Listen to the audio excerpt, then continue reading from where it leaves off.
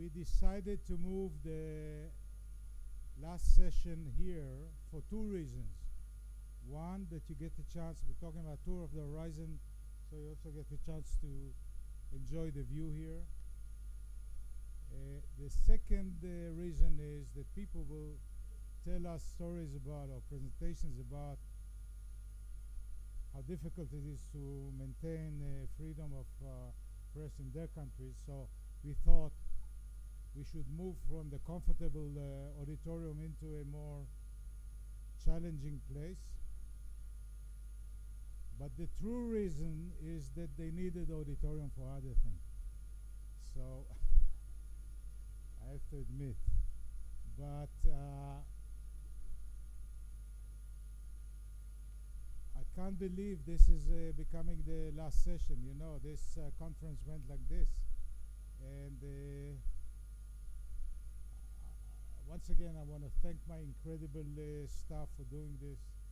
I want to thank you for coming from all places of the world.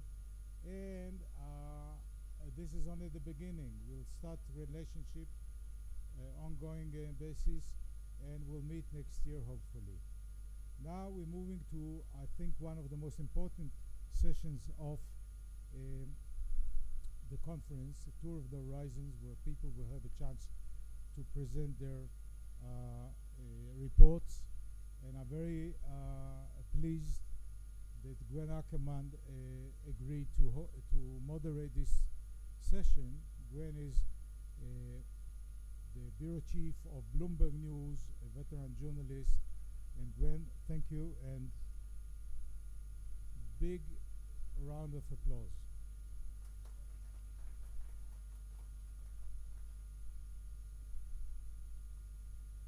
Hi. So I haven't been here most of the time because I've been working, but so I don't know what you guys have heard already about Israel, but Ori asked me to speak a little bit about press freedom in Israel. So I'll say just a few words about Israel, and then I'll start calling the rest of you up. Okay? Okay. So, in general, I don't know if you read my bio, but I've been in Israel as a journalist since 1988. So, since the first Intifada, I've been now for Bloomberg for 10 years, but I've worked at many different international organizations. So, in general, Israel enjoys a lively, pluralistic media environment in which press freedom is generally respected amid extensive public discourse.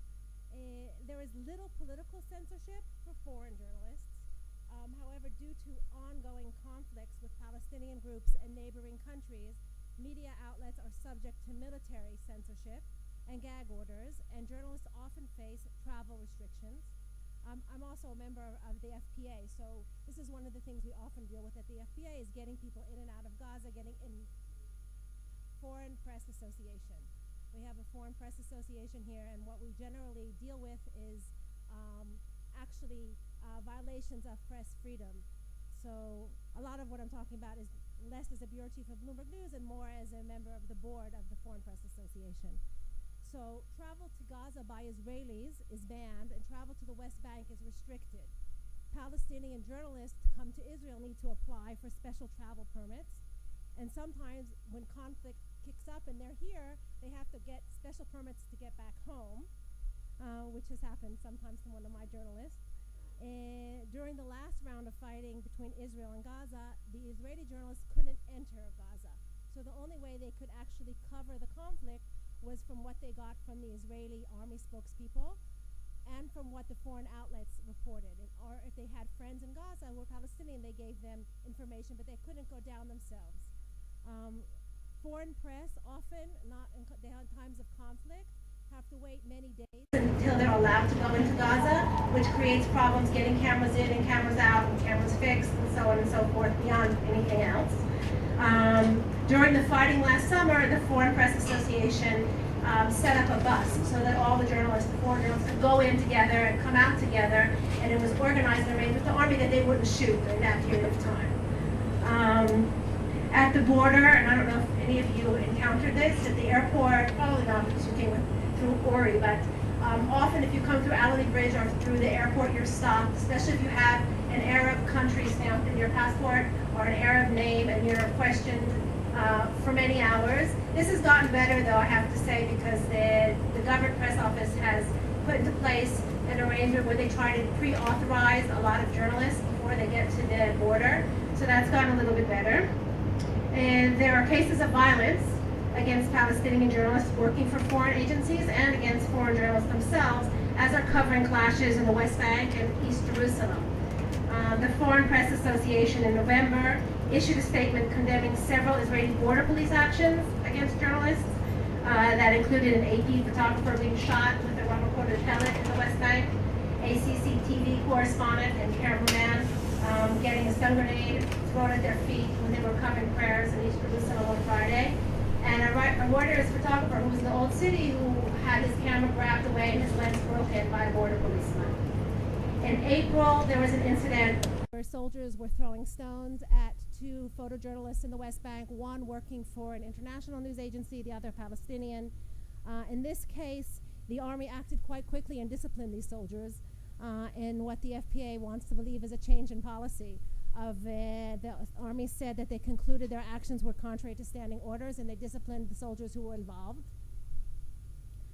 The lack of political censorship that I mentioned before doesn't mean journalists don't come under criticism here, especially during times of high tension like Operation Protective Edge. During the conflict, and this is a report in Haaretz, that an Israeli official, some of you probably know who it is, but I'm not going to mention it, foreign media reports, he said that foreign media reports were distorting reality from Operation Protection Edge. And these comments were rejected by both the foreign journalists and the Foreign Press Association. The official later said he was quoted out of context. Then I know you all got this Freedom House report, which actually I looked at kind of years going past to see how Israel goes really up and down. It's really quite interesting how each year Israel goes up 20 points, goes down 20 points in that kind of way of testing where countries stand in freedom of the press. So in 2015, Israel's 61 out of 199 countries. And I just wanted to point out the situation isn't that good in the Palestinian areas. West Bank and Gaza that were lumped together in this latest report rated 184. And cited by Freedom House was the Palestinian Center for Development and Media Freedoms, who said that in 2014 there were 16 violations of media freedoms in Gaza, including physical violence, detentions, prevention of coverage, and threats by Hamas of journalists. And in the West Bank, journalists still can be fined or jailed and newspapers closed for publishing secret information on the Palestinian Authority security forces or news that might harm national unity or incite violence. So, the Palestinians are under a lot of pressure from all different, everywhere you look, kind of, I guess. And that's really all I had to say about Israel, a little bit about the Palestinian areas. And I'd like to call up Anne-Marie Valentine, along with her colleague Hannah, and they're from the IWMF. They'll tell you what it's about. And I know that Anne-Marie she helps journalists in distress. That's one of the things you do, and she'll tell you a little bit more.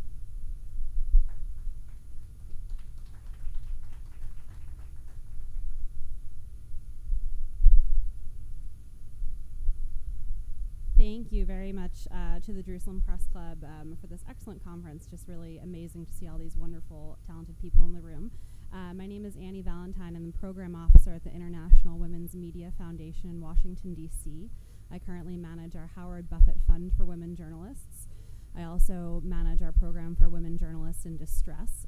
Previously, I ran our Elizabeth Newfer Fellowship and our inaugural reporting fellowships in the Eastern Democratic Republic of Congo. The IWMF is based in D.C., and for over 25 years we've worked to support women in the media, so that's going to be our topic today, not specifically related to the United States. Our programming includes our annual Courage in Journalism Awards, African Great Lakes Reporting Initiative, Fund for Women Journalists, Support for Women Journalists in Distress, Courage in Photojournalism Award, and a soon-to-be-launched journalism security app called Reporta, which I'll demo a little bit later today. I'm really pleased to introduce my colleague Hannah Stonebreaker, the program assistant at the IWMF. Hannah is responsible for coordinating the African Great Lakes Initiative. Prior to joining the IWMF, Hannah lived in Jerusalem and worked at Tebeka, Justice and Equality for Ethiopian Israelis, in Rishon LeZion. For our overview today, Hannah's going to briefly talk about our 2011 Global Report on the Status of Women in the Media and our 2014 Report on Violence and Harassment of Women Journalists. Thank you all. The IWMF being around for 25 years and running our Courage in Journalism Awards, which has now grown into a great number of programming, has come face to face with a number of women who face difficulty in doing their jobs, in reporting the news and finding the truth in each of their countries. So in 2011, we finished a global report on the status of women in the newsroom. We thought it was extremely important to actually assess where we're at, what's the status. The report was just the beginning of what we hope to do with this research. We hope to renew it in the very near future and get an updated look as the newsroom changes every day, as we all know.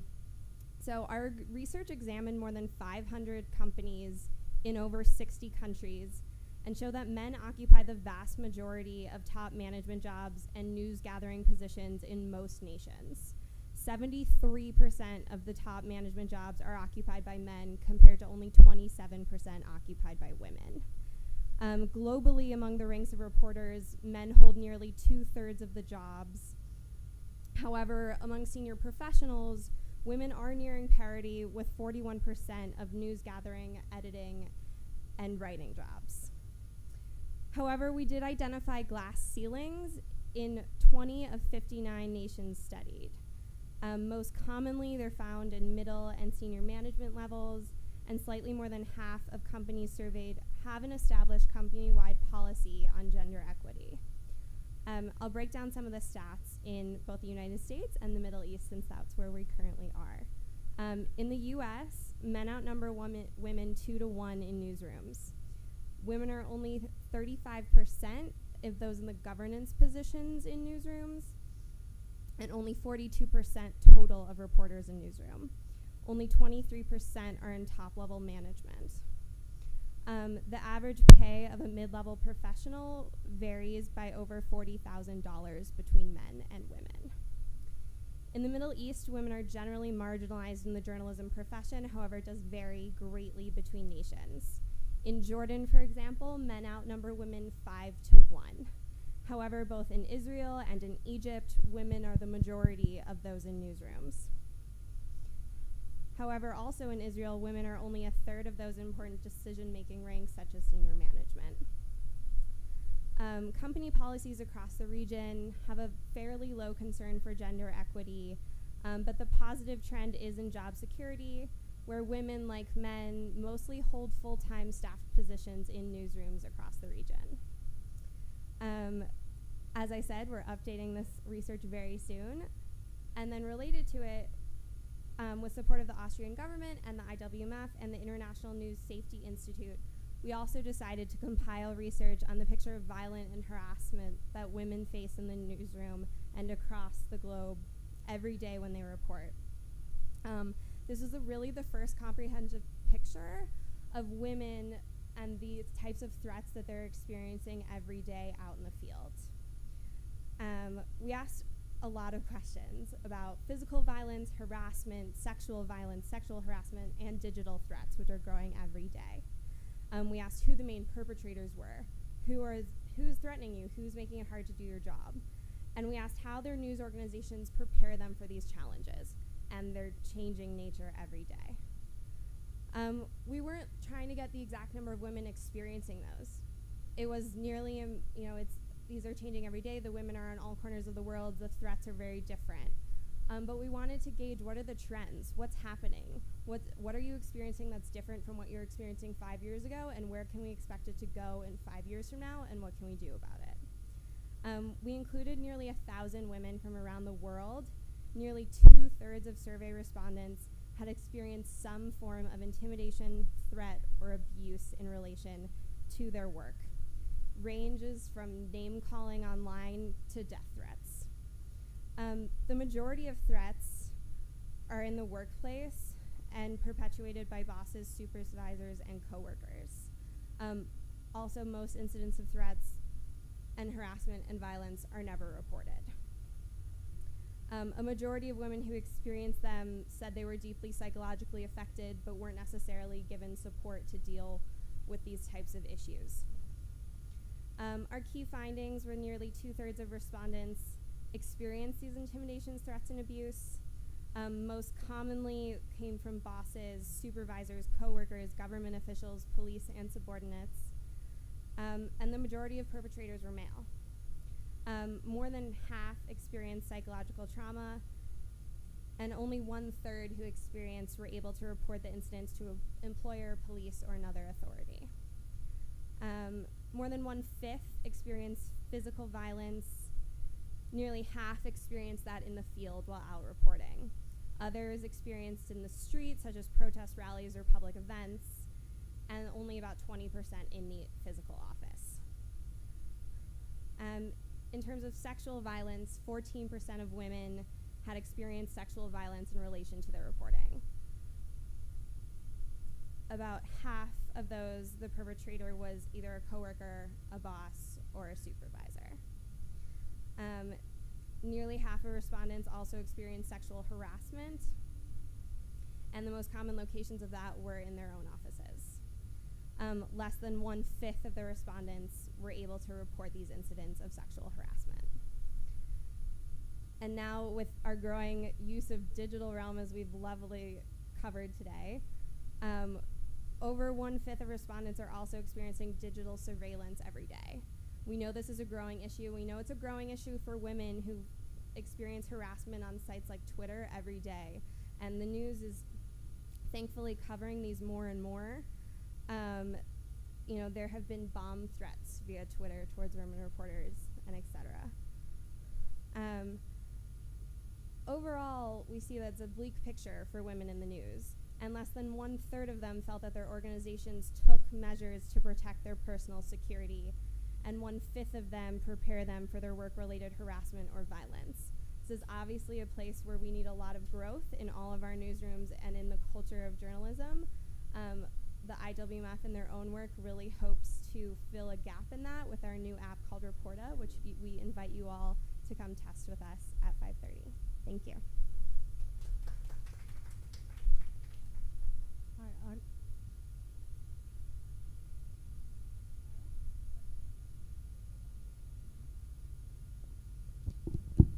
Oh, it's working now. Okay. Our next speaker is Ram Prasad Dahal, and he's been a journalist for 20 years. He's a journalism teacher, and he actually was fired in 2005 because he refused to give in to he stood by his beliefs for freedom, democracy, and human rights. Thank you. Thank you for providing this golden opportunity to present about the press freedom situation in Nepal. First of all, I would like to add one more information. When I fired on 2005, and I fight against the media owner, and I reinstated in 2013, and I took compensation and I resigned from there. Yes, that's additional more. I fought for 8 years from court. Yes, I struggled to reinstate. About press freedom, we know we have facing challenge from earthquake recently. I'm sorry to share one more information. One television license has been cancelled by the government due to revenue. It do not pay revenue since 10 months. It is the decision has been taken before today. It is recent, yeah, when I be here. It is a very debatable matter in Nepal. If we talk about the press freedom of Nepal, it began from 1990. Yeah, before that, before 1950, there was a autocratic rule of Rana regime. It is a very Rana is family name, and it is family rule in Nepal before 1950, and it ran for 104 years. When after in 1995, the Rana regime have overthrown by democratic force and the then king. Yes, rule. Joint struggle has been there, had been, and multi-party democracy and constitutional monarch has been established after in 1950. Before 1950, there was only one newspaper called Gorkha Patra that was established by Rana regime. When the struggle success in 1950, then the democratic government started one national radio, Radio Nepal called. It is still existing, and then after 10 years of 1950, the king took power again, sacking the elected prime minister. If you know, the BP Koirala was a prime minister in that time, and then the panchayat regime, one party system. It is a rule under the king, and one party system or partyless panchayat system has started, and the king during the period of 30 years established two national media, national news agency and one television station in name of communication for development. That was a policy initiated by the king. Yeah. Then after the political party struggle against the king, and in 1990 there was again restoration of democracy from the moment, and again the multi-party democracy and constitutional monarchs has been exist there. Then what happened even from that time, the constitution of 1990 guaranteed press freedom constitutionally. Before that, there was no constitutional and legal provision of the press freedom. After that, in even 1990, the first democratic constitution gave us the press freedom, but in 2004, again the Gyanendra Shah was a king, and he took executive power, sacking the elected government again. Yeah. What happened then? After then, the parliamentary party and the insurgents, the Maoists, became together, and they fought against the autocratic rule of the king. And in 2006, the movement became success, and again the democracy restored, and there is the insurgency has been ended, and the Maoist party came in mainstream politics again with all parliamentary party. Then the in 2006, the interim constitution has been implemented there, promulgated, and till 2006 it is still working, and what it is strengthened the press freedom and other fundamental rights again, and we have enough rights on the constitution. And after that, we the government initiated for Right to Information Act. It is now in practice.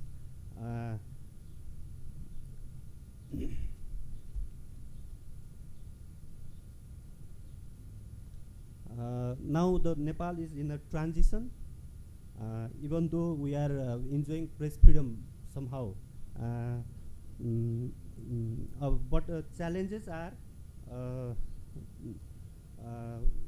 the government act, government activities and political party, criminal groups and media owners itself is challenge for press freedom, and even the journalists who work in the media, they do not have they don't get a salary for 10 months. What I talked about the television, which is the license has been cancelled. The television called Avenues do not pay for 10 months. even we have a strong law, Working Journalists Act. It executed before 20 years, but it is not in practice. Yeah, this is a problem. So journalists, there is a debate on press freedom and freedom of journalists or rights of the journalists. Yeah. Later on, I would like to share one more thing that this year we don't celebrate the Press Freedom Day, while the world was celebrating it, marking it, because of earthquake of April 25. It was very big one, and we are facing the 7.8 magnitude earthquakes of April 25 left people from 14 districts, including the capital city, Kathmandu, in tremendous horror, claiming thousands of lives, including of journalists. The destruction of media was rife, thereby keeping public aloof from timely information. And one from the earthquake, one journalist, his name is Suman Bomjong, who was a sports reporter and very young. He killed, and his dead body was covered from a local Mahabodha. It is in Kathmandu area on May 2, 8 days before the earthquake. And other thing is 12 journalists lost their family members in a earthquake, and some 1,000 journalists lost their homes. Yeah, their home. Almost all the house are destroyed from the earthquake. This is a critical situation, and this resulted media houses as FM radios, daily weekly newspapers and television could not be run smoothly, lack of electricity and equipment damage, psychological fear, lack of printing paper, cable snapping and building collapse, and even the online was not operated for few days. When about a newspaper, one of the oldest media house, Kamana Publication, that publishes daily newspaper called Nepal Samachar Patra, it was disrupted, but now it is published. Someday it was not published here. Then 2 dozen of dailies and 150 weeklies in the capital city remained unpublished during the earthquake. Yes, and if some published, the 2 dozen of dailies, and if some published, they were not circulated because of transportation and other problem. And TV cable, if we talk about TV and cables, out of 400 cable operators, most witnessed damage resulting in operative condition. One of the largest cables, Subisu, remained in operative for 4 days. It said damage, it amounted nearly 10 million rupees, Nepali rupees. Okay. And about the radio, out of 253, 120 FM station got damages. Yeah, and but the radio play very positive role during the earthquake and till now.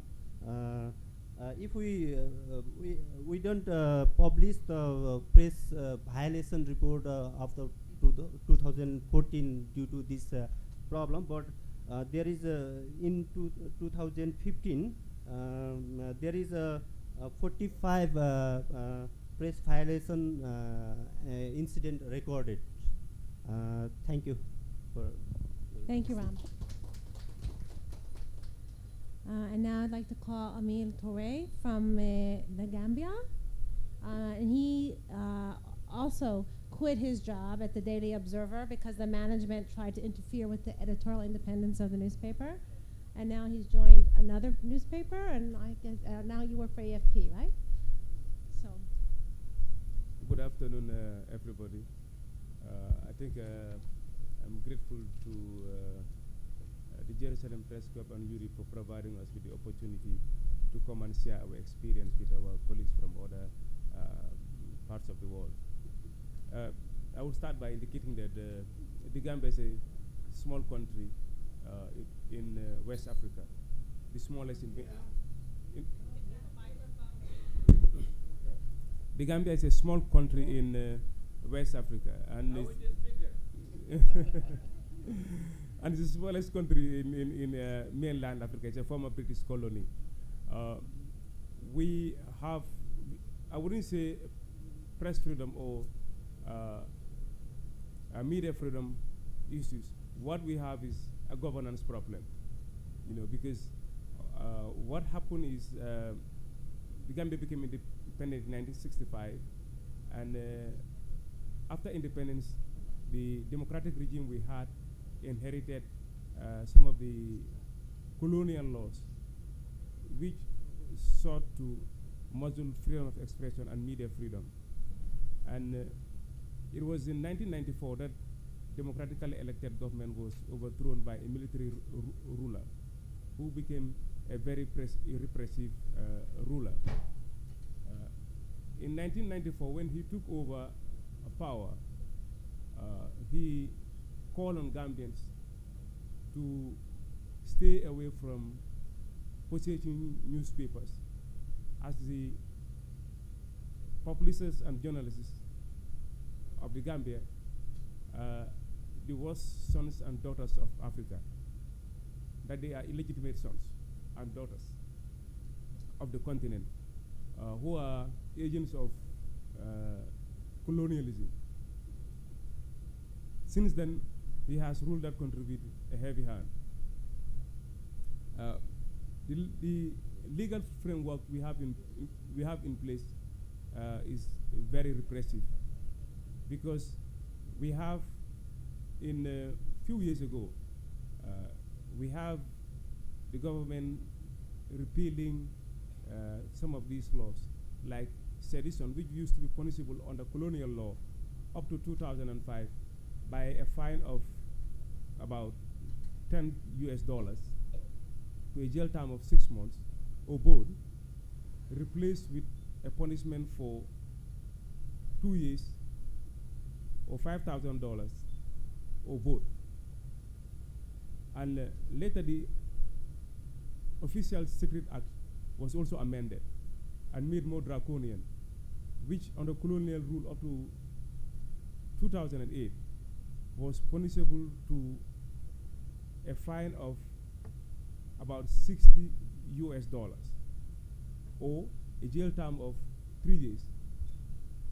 But this was amended and replaced with a punishment for life imprisonment or $60,000 or both. Last year, the government amended the Communication Act and replaced it with a draconian law by replacing the amendment with a punishment for 15 years imprisonment for false information or $60,000. So these amendments, have made life very difficult for several journalists, including myself, because in 2009, the president was being interviewed by one of the state-owned TV journalists, and during the process of the interview, the president said some of these online newspapers based in the West are always asking who killed Deda Haidara. Deda Haidara was a Gambian journalist who was very much critical of the regime, and he was gunned down by people believed to be government agents. So the president said, if people want to know who killed him, let them go to his graveyard and ask him who killed him. So that statement did not go down well with us, and we issued a statement which was critical of him by suggesting that if he feels short of identifying who the killers of Deda are and failing to bring them to book, we would conclude that he is the person responsible for the death of Deda. And that did not go down well with him, and he ordered for our arrest, and we were kept incommunicado by the personnel of the National Intelligence Agency. And after 7 days, we were granted bail by the subordinate court. But because the magistrate who was to preside over our case was Gambian, and they felt there was a likelihood he was going to acquit us, they transferred the matter to the High Court and amended the charges and included conspiracy to commit felony, whereas it was only criminal defamation and sedition. During the course of the trial, the American ambassador, together with the British High Commissioner, were attending the proceedings on a daily basis. And that didn't go down well with the president. The president went on air and indicated that we were agents of Great Britain and America who want to use us to destabilize this regime, that we are detractors, agents of imperialism. After 2 months of trial, we were convicted and sentenced to 2 years imprisonment. But because of immense international pressure coming from the European Union, America, together with a lot of press organizations like CPJ, Committee to Protect Journalists in the UK, in the US, International Federation of Journalists, after 27 days, the president granted us amnesty on the pretext that it was the month of Ramadan. And as Muslims, we should be compassionate towards each other. But that was the only time we did that, and that was the only time convicts were interviewed and brought live on TV. But unfortunately, what they wanted from us, they didn't get it, because they wanted us to thank him for granting us amnesty. We have a lot of journalists have fled the Gambia for fear that they would be prosecuted by the regime, because there are some who have been tortured, and one was arrested, and up till this day, nobody knows his whereabouts. The Media Foundation for West Africa is an NGO based in Ghana, took the matter to the ECOWAS Court of Justice, and the ECOWAS Court of Justice ordered the Gambia government to release the journalist and compensate him $100,000.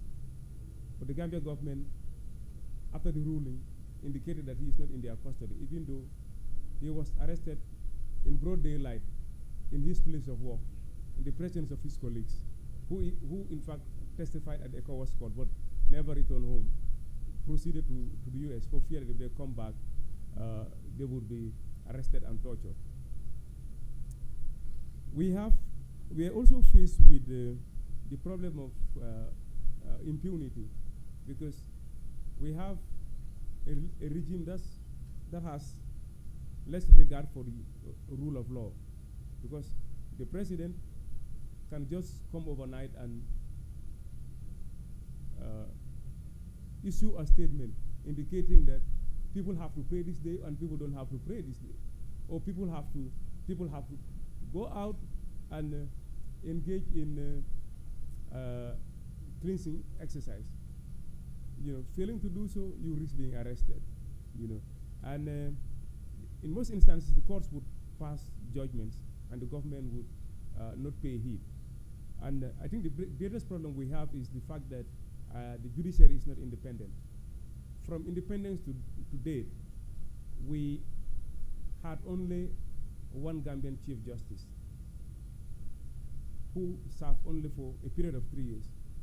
Most of the Chief Justices we have are from Pakistan, Nigeria, Ghana, and so forth, who are usually appointed on contract basis.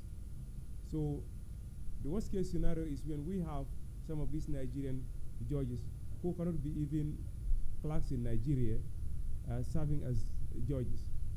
When a journalist is brought before them, it is always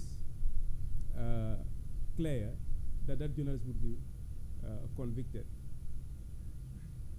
We have a problem also of self-censorship because of the word fear, because most journalists don't want to write certain stories only for marksmen to come at night with guns, pick you up, and you disappear. Just like a lot of people have disappeared. In fact, somebody this afternoon, that gentleman was telling me that he has just learned from AFP that some people who were arrested in connection with a coup d'etat have disappeared.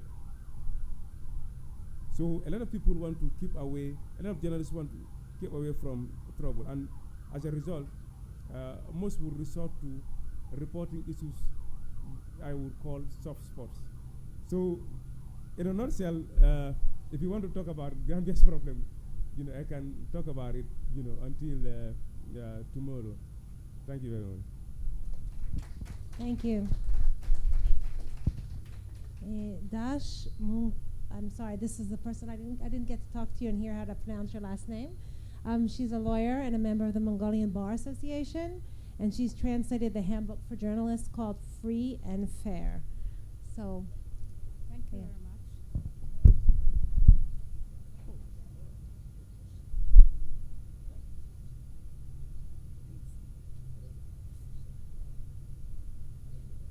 It is my pleasure to present the media freedom in Mongolia.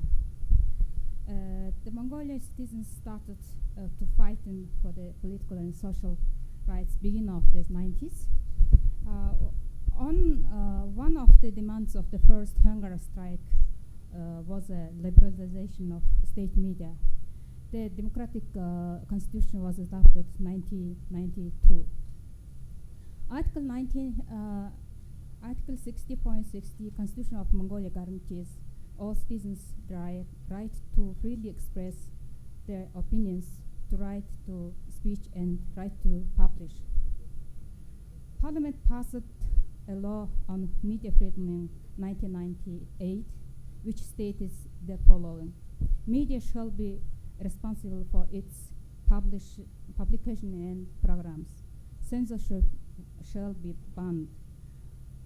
State shall not own its own media.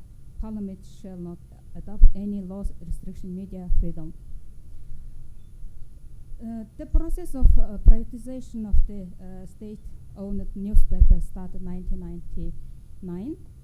According to the Press Institute 2014 survey, about 5,000 media professionals work in the 500 media outlets, excluding online media. There are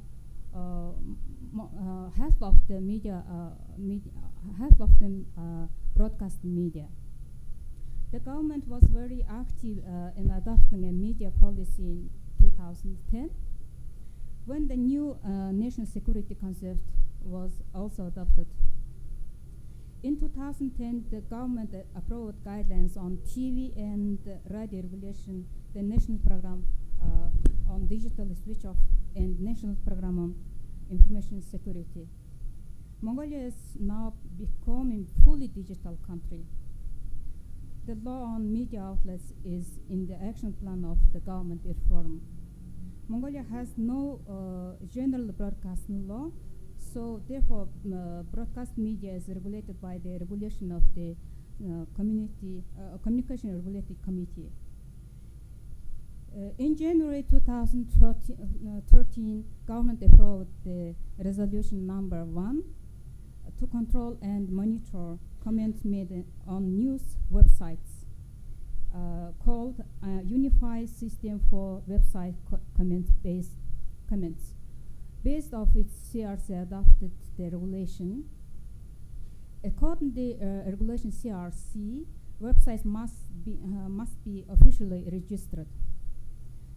If websites offer the user-generated content and comments, the following must be introduced. It is obligatory to use filtering system. IP address to the customers shall be publicly visibly under the user-generated content. In the case violation of the above mentioned requirement by any website providers, the CRC has the right to restrict their access from Mongolia. Mongolia diversity is not fully recognized. There are no regulation and policies enabling community media. Journalists' confidential sources are not legally protected. Mongolia's criminal law includes insult and libel as a criminal offenses, and stated sanctions provide for fine, arrest, and detainment for a period of 2 to 6 months, or imprisonment for 2 to 5 years. The authorities use these laws to close whistleblowers and confidential sources and threaten journalists and other citizens. All the plaintiffs of criminal defamation cases in Mongolia are elected authorities, powerful public officials, and public organizations. Criminal defamation has become alarming for social media now. Strict restriction on access to information by secrecy laws is also a problem for the journalists. One serious concern is that large amount of public funding are allocated to the media, but it's not transparent which media outlet receives the funding, how much funding is received, and what the fund is allocated for. The government agencies have no clear criteria for selection and dispersing public monies to the media outlets.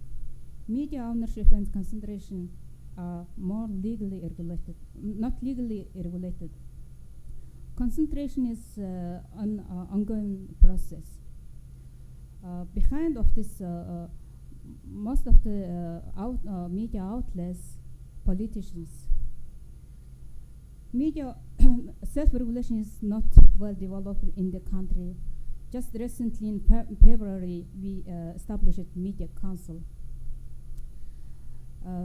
Global International Center has been monitoring evolution of freedom of expression and journalist professional rights since 2005. After January 2015, we have registered 375 violations in total. Most of the criminal defamation and demand of refill sources and damage equipment, denial of information, assault and threats. Mongolian journalists are highly self-censored and fear future possible attacks and assaults. In practice, the media and journalists face a lot of problems. Mongolian courts hear more than 30 criminal and civil defamation cases every year. The number of criminal defamation cases is increasing. I will give some examples. This year, the Supreme Court fined Turgun newspaper owed 10,000 USD separate cases. The first case was launched by the Prime Minister. The second was the Judge of Provinces. Second case is Udrin Sonung, the biggest newspaper, now has 2 pending criminal defamation cases before public bodies.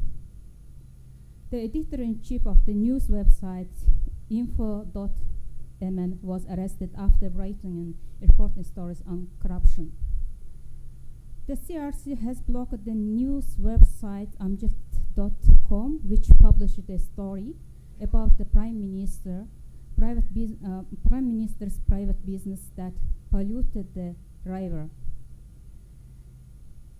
If you interested in a full report, you can get copies of our reports. Thank you very much. Thank you, Dash. Samson Kamalamo.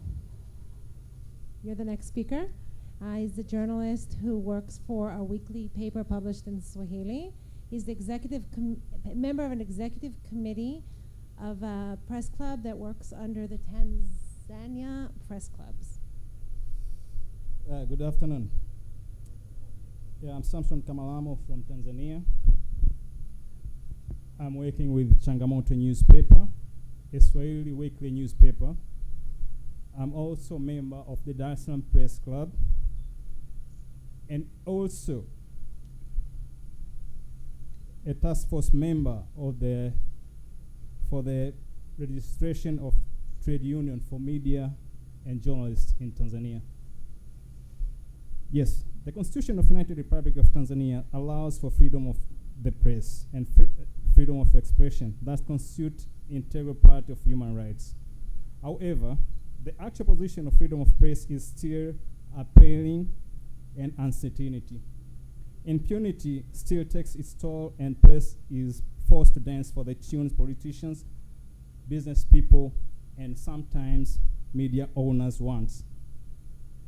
There has been multiple abduction, torture, and assault by people who hide behind the shadow of national security, public figures, and sometimes hired thugs. Several private-owned papers have been closed down by the order from the minister vested with the information industry. At the same time, the culprits of the assaults against journalists seem to be still looming, unprosecuted, and there are unsatisfactory explanation of the authorities on why such culprits have been left free. Good example of the paper are such of Mwanalisi and Dira that have been banned by the order of the minister, which most of whom fight for the freedom of the press view this as an indirect pressure against the press freedom in Tanzania. The media product survey conducted in 2011 showed that Mwananchi, a Kiswahili newspaper, had the highest readership of any daily newspaper in the country, selling about 40,000 copies a day, while Radio Free Africa, a private station broadcasting from Mwanza, Tanzania, had greatest listenership in the country. This thing threatened the government, so it decided to silence those private medias. The media is very selective in what it chooses to cover, most opting for the sexy topics that sell rather than covering all topics of the news, including NGO information. Additional, investigative reporting is minimal as journalists are afraid of repercussions from the state. In particular, it is involved reporting of sensitive topics like corruption. Journalists can be forced to reveal their sources' information under the guise of national security. The standard of reporting is not fair. A string of laws that can restrict freedom of expression remain on the statutes books in Tanzania. Among them are the Newspaper Act of 1976, the Penal Code of 1945, the National Security Act of 1970, the Public Service Act of 1962, and Public Leadership Code of Ethics and Act of 1995.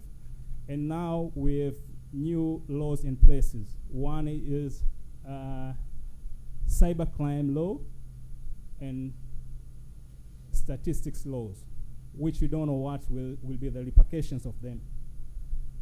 And these laws have a negative impact on freedom of expression. In 1991, the Nyalali Commission recommended for the Tanzania to be able to embark upon multi-party democracy.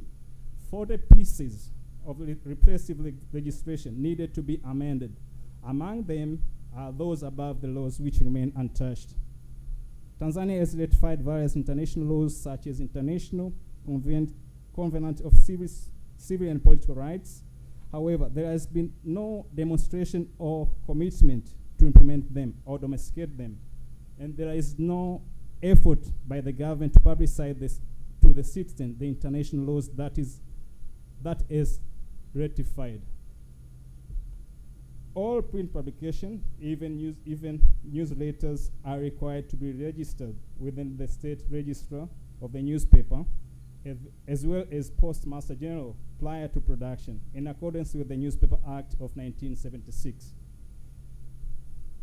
By March this year, there were 825 registered newspapers, 28 television stations, including 2 state channels, and 95 radio stations, 3 of which were state-owned in Tanzania. There is no legal definition of community broadcasting in any of the registration of the all policy in Tanzania, though we say that there is community broadcasting. Further, the registration is silent in concentration of media companies. The Tanzania Broadcasting Corporation and its sister Zanzibar Corporation is said to be in the process of transforming from the state truly public broadcasters to cater for a citizen without interference from the government. Both are funded by the government through taxpayers' contribution, though the funding is insufficient and might be a contributor to the poor quality of the programming. The broadcasters lack computers and cameras and routine experience technical problems. Further, since the new TBC director was appointed, there has been a feeling that TBC journalists do not attend press conferences held by NGOs who are critical to the state. In terms of employment policies, there is general equal employment opportunity in media houses, although people with disabilities remain on fringe and not many newsrooms employ them. There is also lack of human resource policies, salaries, skills, or permanent employment to protect most journalists in Tanzania. This motivated stakeholders to establish the Media Service Bill, which will ensure the fate of journalists and media workers are created for. Many journalists work for years with private media houses without having binding contracts. Living and working conditions of journalists in the private media are worse than you can imagine.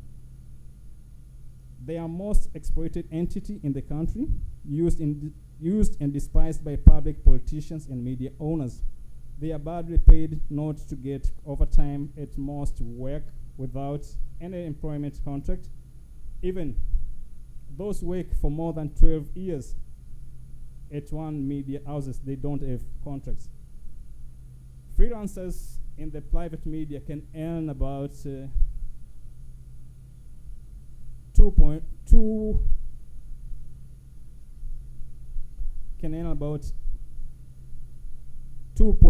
USD to 3.2 USD per article and 6.3 USD for a lead story. These payments are also often delayed. A full-time editor at a private newspaper can earn up to 1,000 USD per month. A senior reporter can earn about 286 USD per month. State media journalists have much more security in terms of contracts and are being paid on time.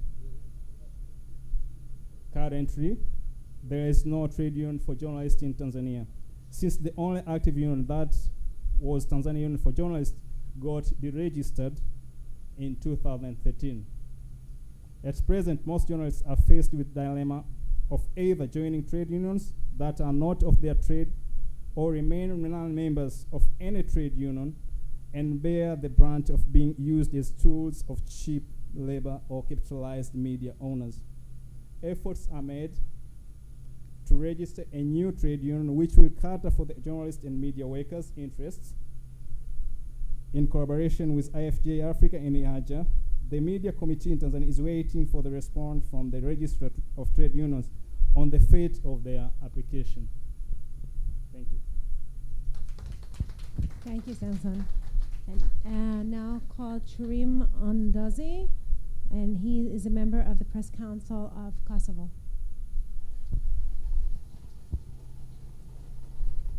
Ladies and gentlemen, thank you very much, dear organizers. Thank you very much for inviting me, giving me this opportunity. This is really a great opportunity for me, and congratulations on the wonderful organization of this conference to Mr. Yuri Droni and all the rest of the staff. I'll try to be brief and just give an insight on Kosovo in general. Kosovo is one of the youngest countries in Europe. It came out of war in 1999, and since then a great number of media outlets came into existence with the help and support of international community. Media outlets that were established at the time did not manage to fulfill their professional standards. The number of them was huge. We had around 130 local radios, more than 25 local televisions, 3 national televisions, and 8 daily newspapers. And we were talking about a population of around 2 million people. As time passed by, this number decreased, and many media outlets were closed down due to the inability to perform their work. Nowadays, the media scene in Kosovo is more stable. We have now half of the number of radios and TVs, whereas the number of newspapers remains the same. And we have also seen a rapid growth of online media. According to Kosovo legislation, there is no need for portals to be registered. They can perform their work without any license. And because of the great number of visitors of online portals, some newspapers have switched to online-only versions. Even though online media managed to give the news in due time, there are a lot of challenges that they face, such as the unacceptable language in user-generated content. Press Council of Kosovo is continuously adjudicating complaints related to hate speech in online portals and also requiring from editors of the portals not to publish these comments, this user-generated content. Today, media in Kosovo are facing financial difficulties as the circulation number of print media is low so as to cover the expenses.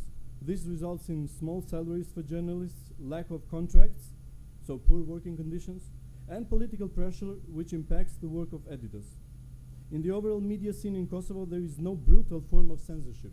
However, there is self-censorship of journalists who are afraid of losing their jobs, which may be somehow linked to the government impact. Moreover, the long working hours and poor conditions are some of the reasons that make journalists change their profession and work in other fields.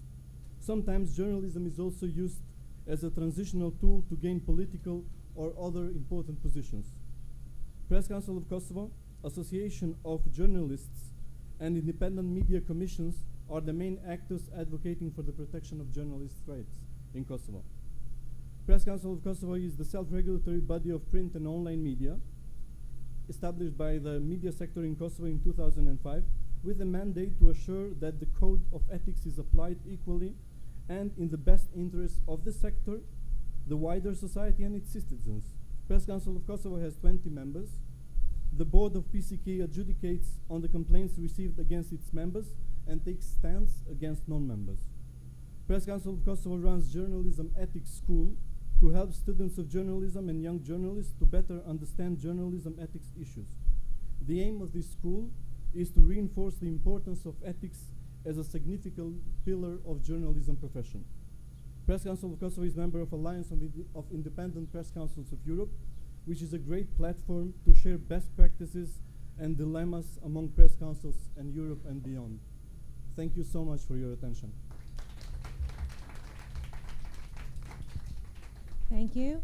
And Stanis Nkodie, who is a member of the Federation of African Journalists, and I'm not sure what country you're from, so maybe you want to tell us. First, I want to thank Jerusalem Press Club for the invitation. And second, I want to apologize for my English. You know, every day we think, we speak, and we write in French. So it's not easy when I must think, write, and speak in English. I will not speak about my country. I come from DRC, Democratic Republic of Congo, but it is not democratic. I will speak about the most countries of Africa as a member of FARJ. Yes, we have 4 or 5 countries that are very dangerous for journalists in Africa: Eritrea, Somalia, DRC, Equatorial Guinea, and now Burundi. Somalia, every year there is at least 10 journalists who are killed every year. At least 10 journalists by Shabab. in Eritrea, Eritrea is the greatest jail for journalists in the world. The greatest jail for journalists. There are, I think, 12 or 15 journalists in prison since more than 10 years. And nobody can see them. Nobody. No member of family. No organization can see them. And we have to manage with the jumping the deputy commissioner of African Union to do something so that they can have a delegation, an international delegation, to go to Eritrea to see what is the condition of these journalists. But it was not possible until now. DRC, since 2005, at least one journalist is killed every year. At least one journalist. And so that when we are at the first day of the year, every journalist must think who will be the next victim. Probably it can be me. This is a problem. And DRC, the most problem we have is impunity. All journalists, 12 journalists who were killed since 2005, we don't know who commands the killing, why they were killing. Even if in some case there was the court had to arrest the person who killed, but there is only person, sometimes there are soldiers or militias who killed, but who commands the killing is not possible to know. And what and why, it is also difficult. And the other problem, because in FJ we say that when journalists are working in poor condition, where journalists are poor, we can say that they have freedom, there are freedom of press. And journalists, and in DRC, the salary of journalists is around $100. And it is difficult for most journalists to have a good life with $100. Very, very difficult. Burundi, I think you know what happened in Burundi. There was, at the beginning of the month, a coup d'etat, but it was not concluded. And so that many independent media was destroyed by the government. And journalists, independent journalists, are considering that they are terrorists now. And many of our colleagues in Burundi have to leave the country because it is not possible to continue to work in the country. Government, militia government, and soldiers are looking for them to kill or to arrest them, and they have to leave the country. Equatorial Guinea is, you know, there is a dictator who is a president since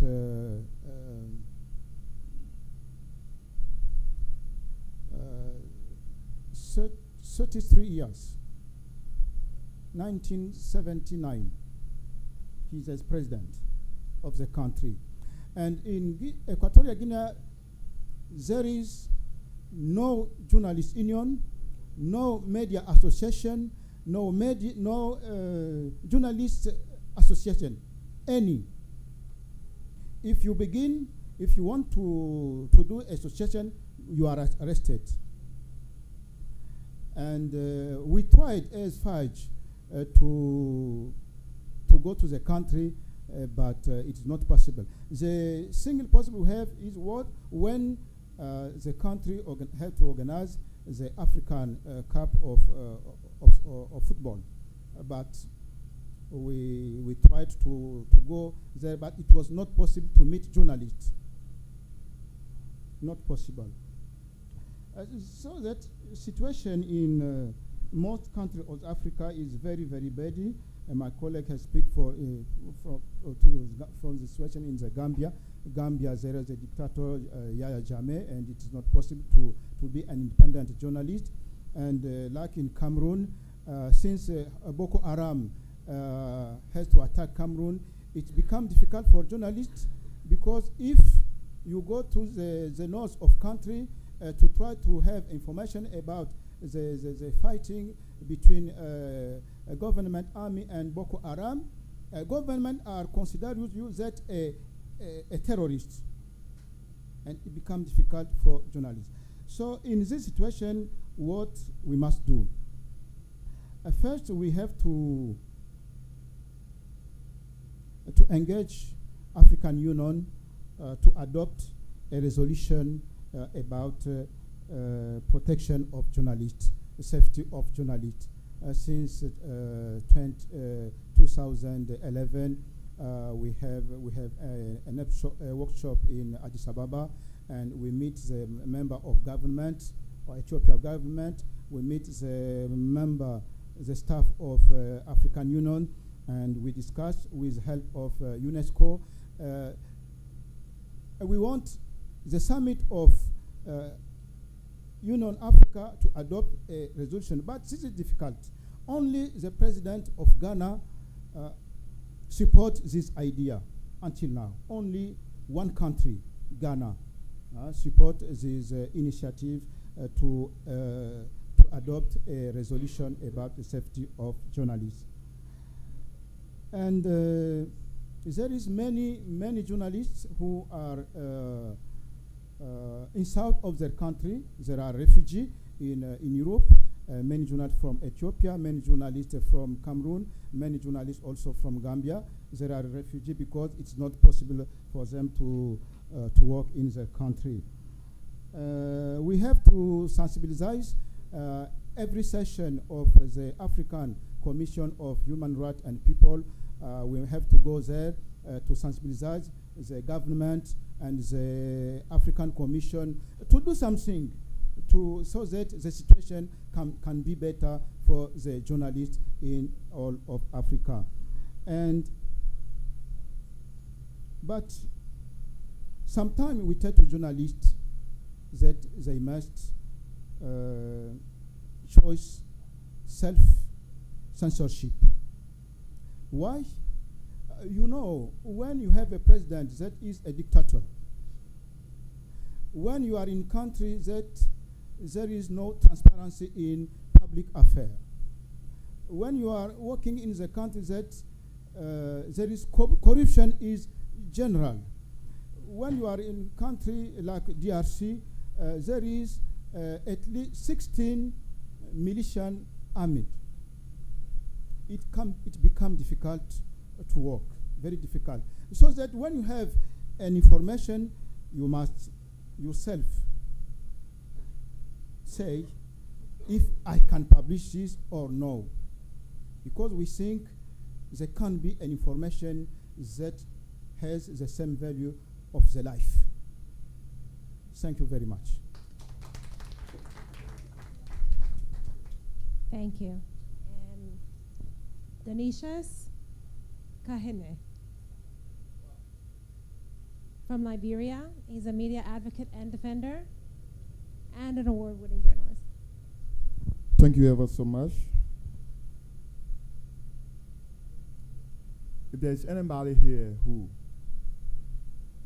is not happy to be here, it cannot be me. I'd like to say thank you to the organizer of this event and all of our friends who have come far away to share our idea to see how well we can protect journalists and journalism.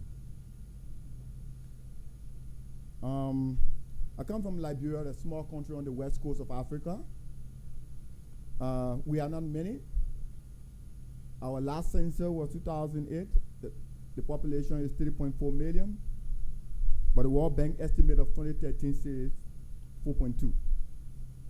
We were founded in 1847 by free slaves from America, by the American Colonization Society.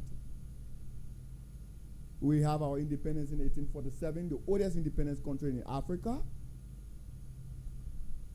But we faced deadly civil war, 14 years, that took everything back, everything, destroyed every fabric of our society. And the media was heavily hit. Our president is the first female president in Africa, President Ellen Johnson Sirleaf. And we have a very low, we are a very low income economic country.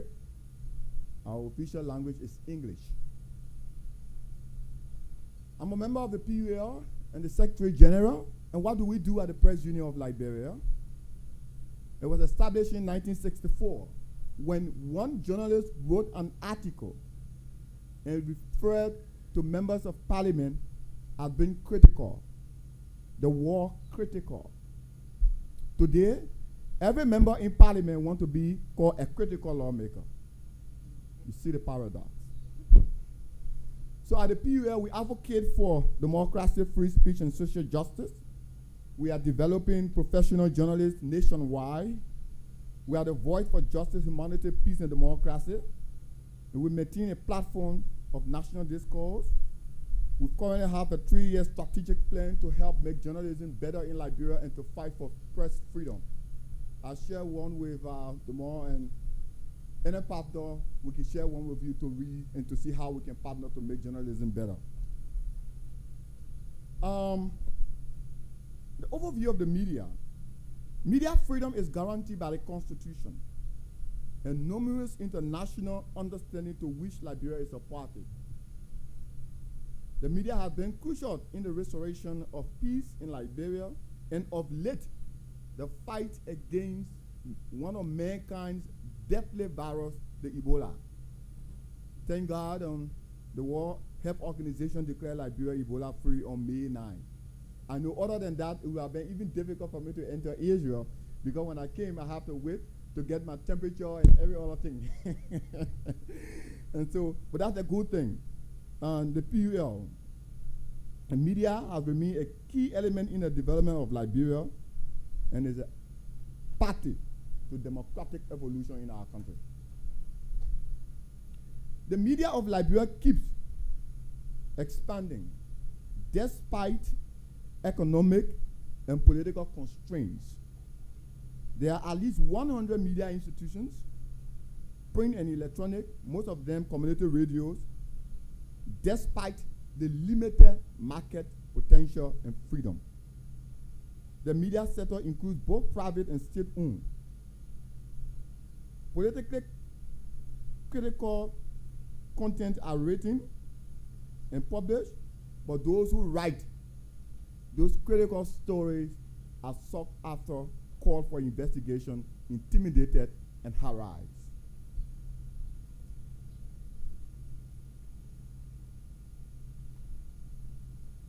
"14 years of war," like I said, did not leave the media unharmed.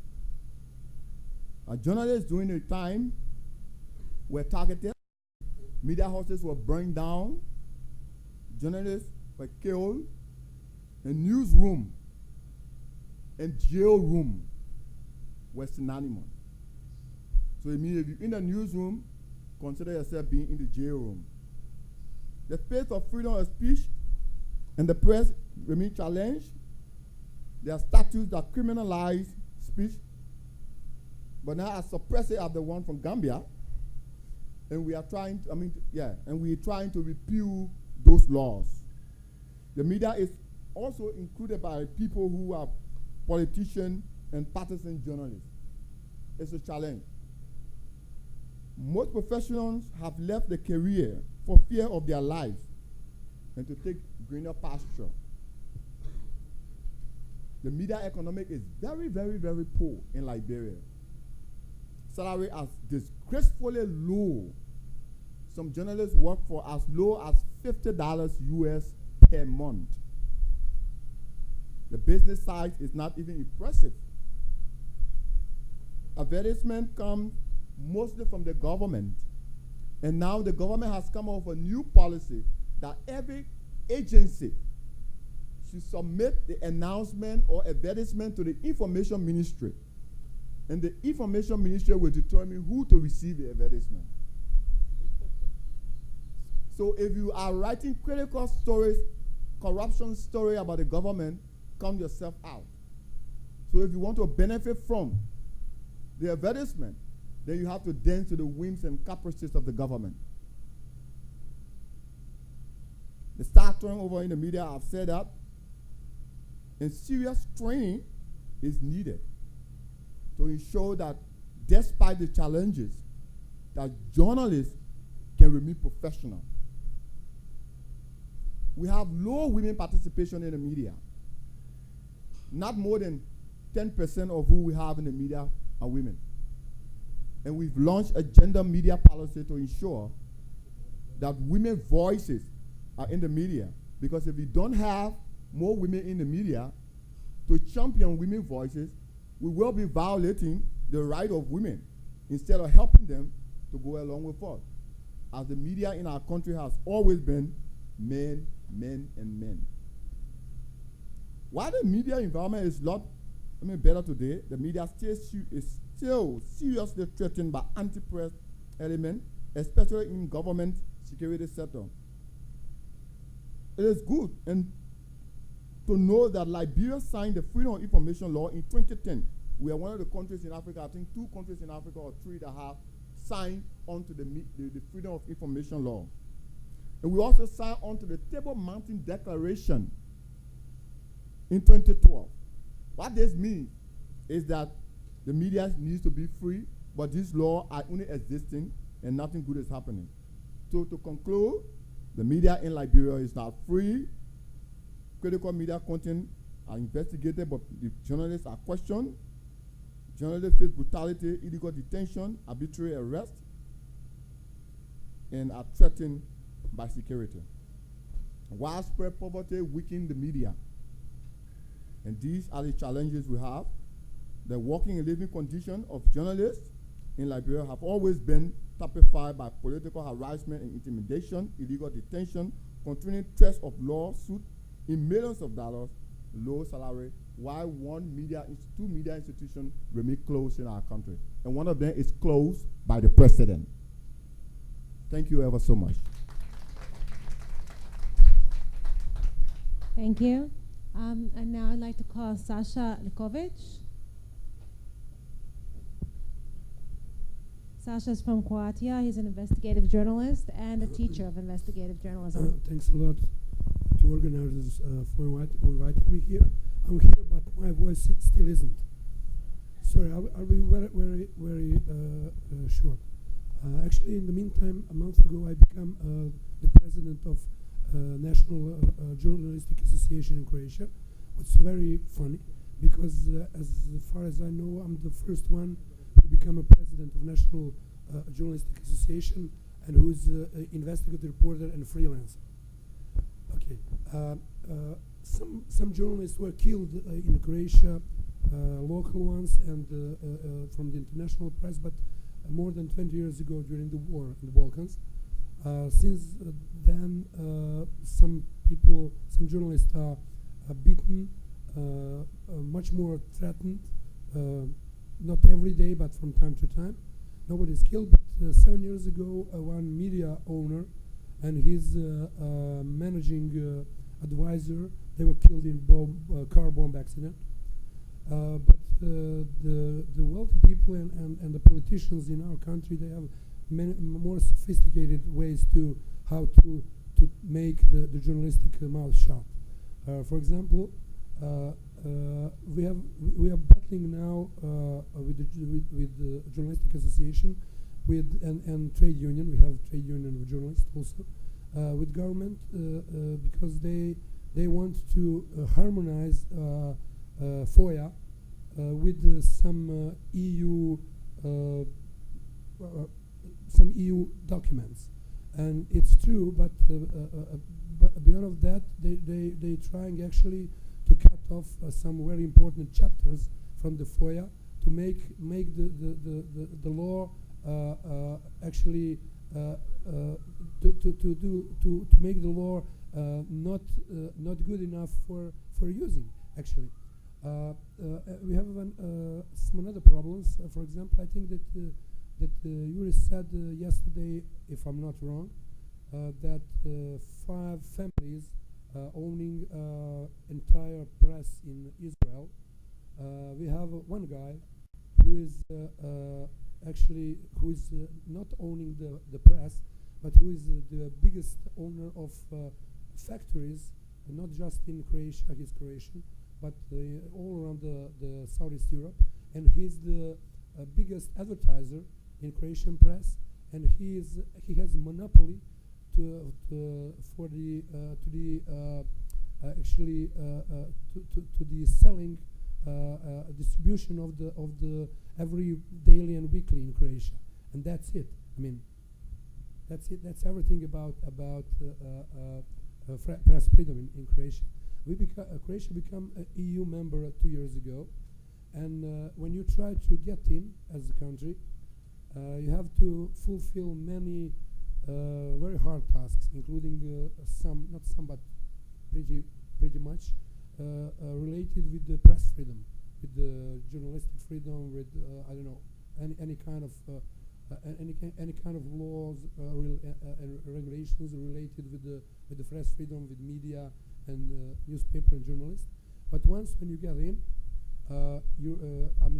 European Union Parliament and other institutions don't give a dime about what will happen about your press freedom in your country, because everything relates on your own national politicians and the laws you have in your own country, and everything everything relates on so-called political will. And it's of course our situation is not bad as like in many African countries and some other countries, and that's the reason why I really don't want to cry on your shoulder. I just try to say what is more important, and I think that it's enough for my voice. It's much more than I said in the last 5 days. Sorry, thank you very much. Thank you, Sasha. Uri, or did you want to take a break now, or you want to have one more person? Okay, so Sriram,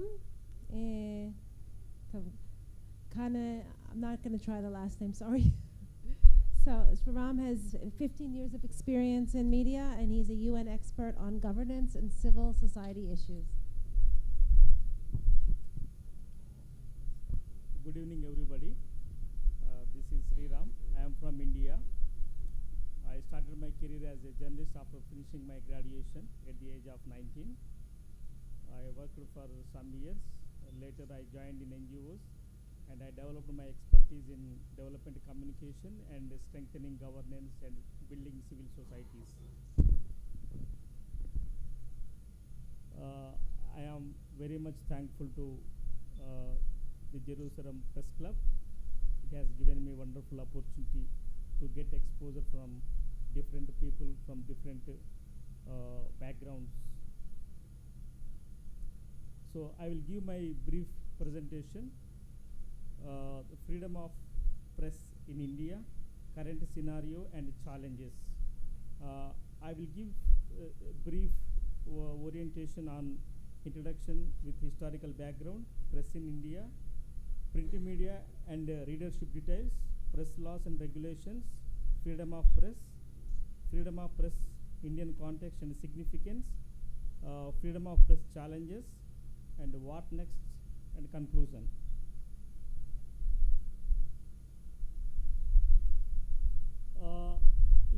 India got independence from British in 1947. That we can call it as pre-independence era.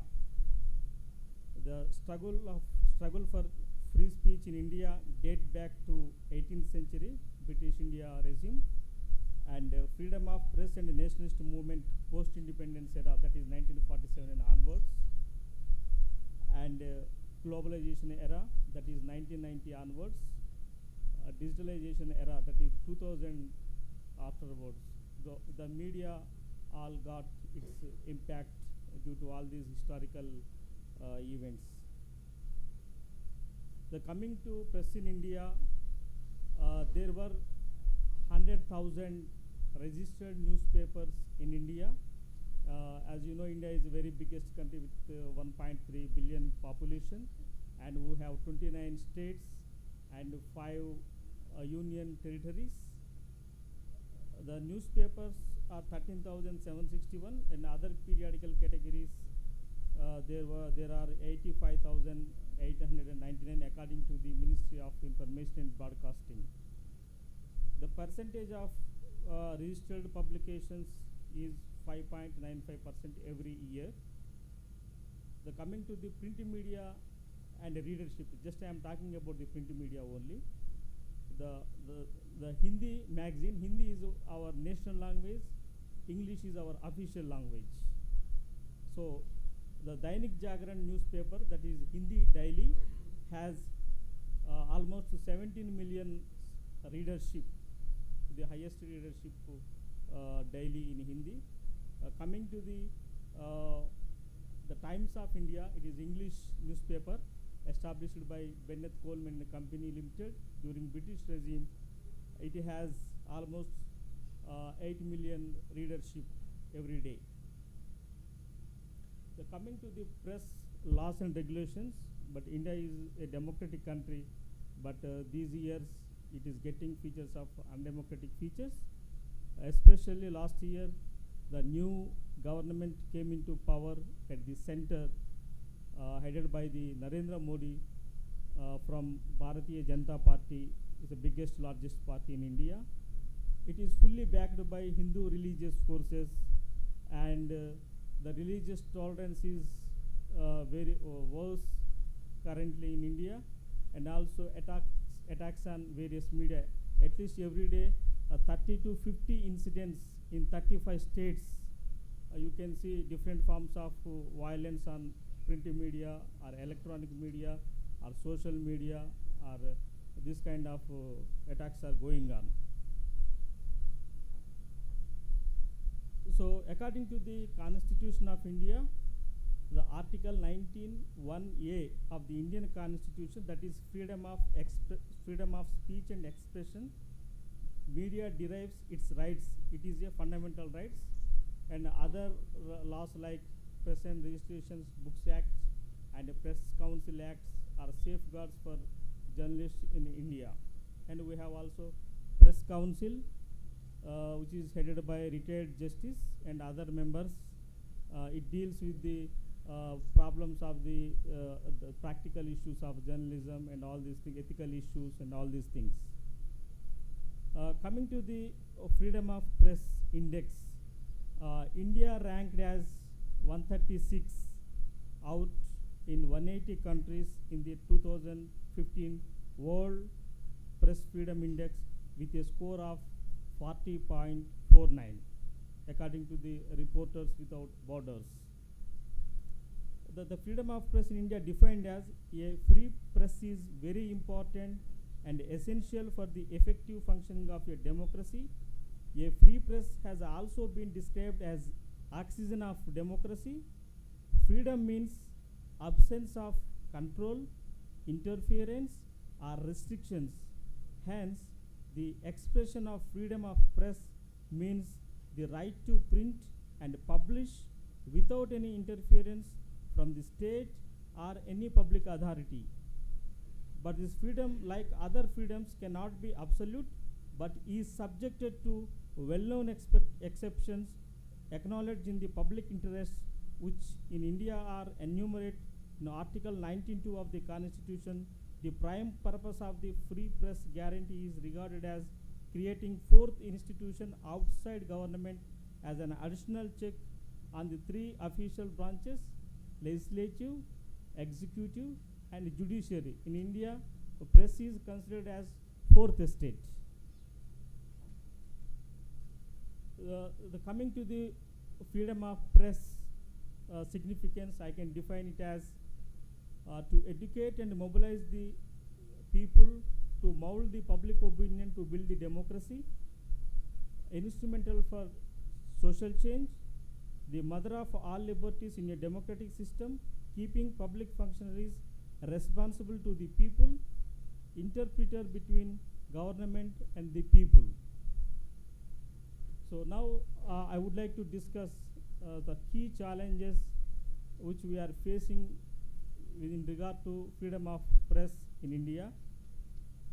There is a lot of change in management partners, management and ownership patterns, because these days many corporates and business people they are establishing print the newspapers and magazines, and they are influencing through their writings on the public policy, and they are influencing the getting contracts and all these things.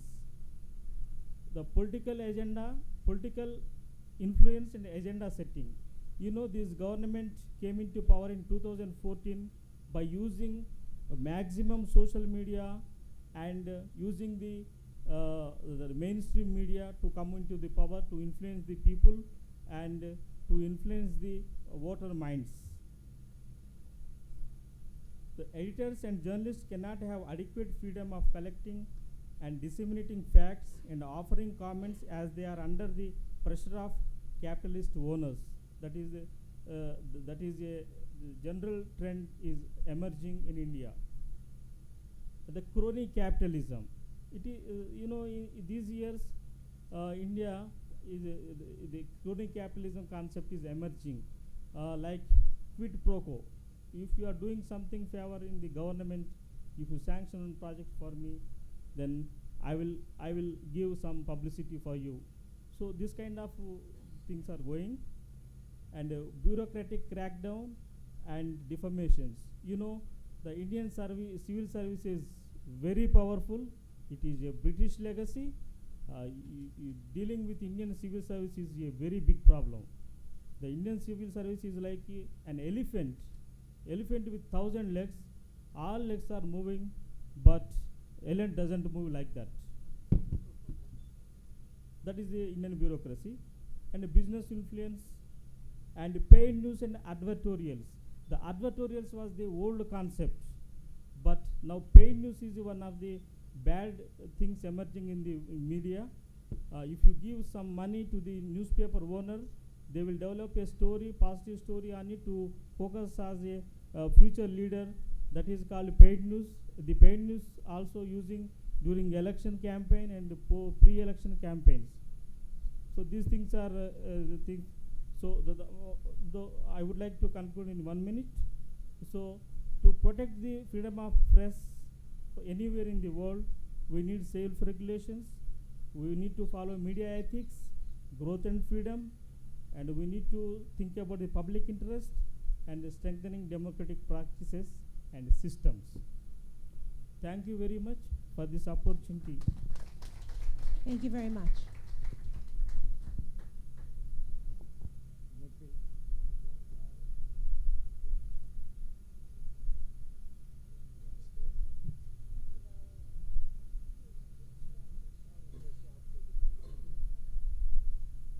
We'll take a break of 10 minutes. Water, toilets. You go through the restaurant and go down the stairs. I want to thank Gwen Ackerman for moderating it. She needs to go because somebody has to work, you know. Journalists sometimes need to work. Thank you very much, Gwen. For Internews, which is an international NGO for media development, and we had the largest Internews in Russia. And we dealt with regional television and helped independent television stations develop in the 90s and early 2000s. I was just an administrator there, and I was writing my PhD in psychology. And Internews was shut down in 2007. I mean, Internews Russia. And then I went to work with the Dart Center as a Fulbright scholar, and then I came back and started working for the Center for Journalism in Extreme Situations. And later, when its founder, Oleg Panfilov, left for Georgia, I became the center's director. And it was shut down in early 2012. Surprisingly, it wasn't shut down by the authorities, but the Union of Journalists. And I was like, hey guys, we're not supposed to fight with each other. We're supposed to fight with those who kill journalists. But it happened. Then I worked for the Center for New Media and Society, and we didn't want to form a separate NGO because we didn't want to become a foreign agent. If you are familiar with our foreign agent legislation against NGOs, we were under university roof, and then university kicked us out. And after CJS collapsed, I registered my own NGO, Journalism Advancement and Support Center, and I was hoping to continue all the projects we were doing at the Center for Journalism in Extreme Situations. I got a first grant from Open Society Institute, got a prosecutor's checkup, which was like a just newly developed, very little NGO nobody knew about. The prosecutors came to the address that it was registered, which is my grandmother's old apartment where no one lives in. And they called from the door and said, we're ringing at your door, nobody answers. I said, yeah, of course, because there's no one there. So I thought, I was no fighter, I'm not a fighter with the regime, for God's sake. I'm a psychologist. I want to do my job, I want to work with journalists to help them do their job better. I don't wasting so much effort on this stupid struggle against this sort of windmills instead of putting it into doing your job. It's quite frustrating. Before CJS collapsed, we were doing monitoring project on violations of journalists' rights. Now I'm not staying so much abreast because we had daily flow of news, what rights of journalists were violated, killings, beatings, firings, and all this stuff. Now Mr. Simonov's organization, Glasnost Defense Foundation, continues this type of work, and there are two databases online. If you want to find it, journalistinrussia.org and mediaconflicts.org. Journalists in Russia deals with killings of journalists, and they differentiate if the killing or a death of a journalist was connected to the profession or was just a sort of an accident, not connected to journalistic work. And the other database deals with all the other violations of journalist rights, like labor rights, firings, shutdown of organizations, and this type of stuff. And I was listening to all your speeches, and we sort of assume that journalists strive to do their work and exercise good journalism, and they are somehow prevented from it. In Russia now, probably in your countries as well, in some of your countries, we face this shift when, as again Mr. Simonov told us yesterday, big shift from professional journalism to high-quality propaganda. Like what we see on our federal channels now, there's no pluralism, it's just like one message conveyed, and we see a lot of hate speech, which we used to fight against, but all, like for instance about Ukraine, they're using not neutral terms but very derogative terms about Ukrainian government. I mean, and even if you don't understand what the situation is, who are like good guys or bad guys, just by hearing the report, you can understand that something's wrong because journalists are not supposed to use this type of emotional and very negative language. I wanted to talk about something positive. It was hard for me to find sort of the ray of light. And recently now I'm kind of involved in different projects as an individual expert rather than an NGO worker. So I'm working with different organizations, again, to educate and help reporters. And we had a class of investigative journalism in the city of Voronezh, which is like 500 kilometers from Moscow. And to give students the best knowledge, best world practices. And students, I taught a class at Moscow State University on journalism and trauma. I can see they're very interested to exercise good journalism. They want to be ethical. They want to be sensitive, covering sensitive issues. It's a very good sign. And so we were driving from the airport to the hotel, and I'm admiring Voronezh. It's my first time there. So this is like a really, really neat city. It's so clean, and it's May. So nice, nice trees, nice parks, nice roads. And I thought, like, maybe we NGO workers are thinking too much about troubles our country is going through. You know, look at this. Like it's very nice and it's a very beautiful picture, and you can really see freedom of speech if you're not in the area. So I arrived so relaxed and I'm in such a good mood. And in the evening I got a message from our Ukrainian colleague who came to the seminar that the Serbian colleague who was coming was detained at Moscow airport and was sent back to Serbia, even though Serbians don't need visas, you know, to enter Russia. And there was no explanation. They just opened his passport and just, you know, sent him back. Yeah, and now he's banned, you know, right? Stevan Dojinovic. Oh, and now he's banned from entering Russia for 5 years for no reason. At least they didn't provide any explanation. And in the same evening, I read news on Facebook. I always read my news on Facebook, and Russia is accepting a law on undesirable organizations. So first, there was a law against the foreign agents. If you're an NGO and you're receiving foreign funding, and if you're doing political activities, you're claimed as a foreign agent. They don't explain what it is, but like you're pursuing interests of some other country. The problem is they consider political activities not just running for a party or for elections, but anything that they say influences public opinion. That's what NGOs do, right? I mean, we want to raise questions, we want to change public opinion about something. So all the prominent, and they started with the rule that you have to register yourself, and no one registered. Now they changed the law so that Ministry of Justice registers you and fines you. It's like $10,000 probably fine for not registering yourself. Okay. Every good thing has to come to an end. Okay, just another thought I wanted to raise to think about, and how is it in your societies? Like we assume that journalists are doing their work and the society has a demand. Sometimes I feel in Russia there's a low demand for good journalists. Like, you know, there are brave journalists who are doing good work and good investigations, like Novaya Gazeta newspaper. They publish very brave investigations, and it feels like it just kind of drops. You know, people read it and like bad. You know, like what should the society do? And I think it's very frustrating for journalists when you risk your life, when you're doing your best. You like, here's my best piece of journalism. People, you know, make decisions, and your readers just sort of like, okay. So I think we should work on that as well. And freedom is a hard work, and I can understand that it's much easier for us as media consumers. Just watch TV, watch the propaganda, because we don't have to do anything. It's like, you know, with food, when someone puts the food into your mouth and it's already chewed, you just have to swallow it.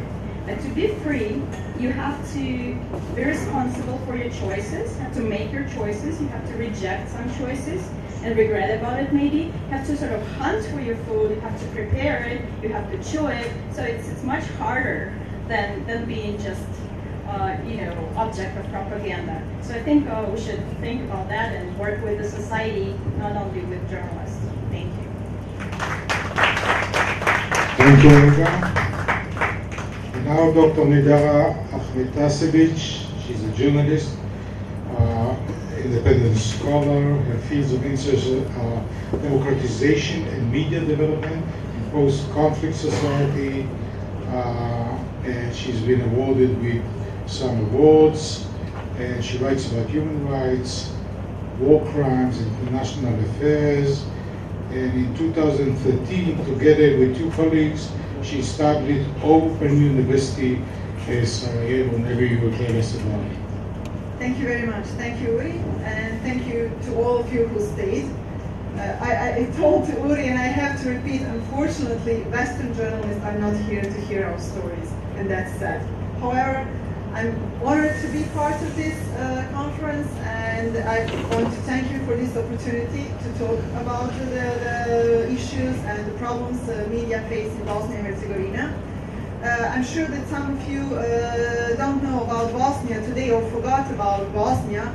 since we had a war 20 years ago. This year we will mark 20 years, commemorate 20 years of genocide that was committed in Bosnia in July 1995.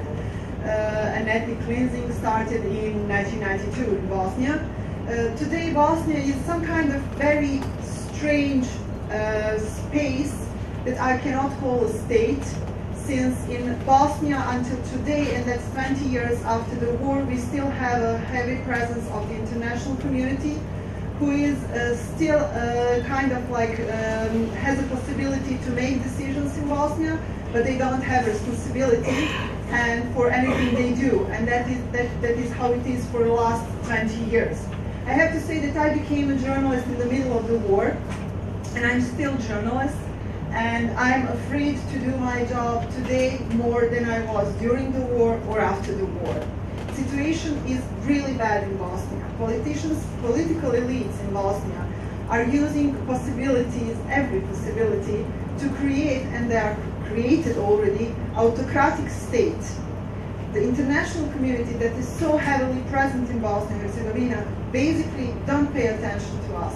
International journalists who were in Bosnia for 3.5 years during the war and who are coming to Bosnia and Herzegovina only when we commemorate tragedy and the genocide and the First World War and everything that did happen in the Balkans, they don't write about what is happening in Bosnia. And what is happening in Bosnia is that we are afraid of the local police. I have 2 cases going on against me in the front of the local court. I lost one, and now I will try to go in the front of the constitutional court. And the reason why I have 2 cases against me is because, like, after years of working as a journalist covering human rights, of course, I became even an activist.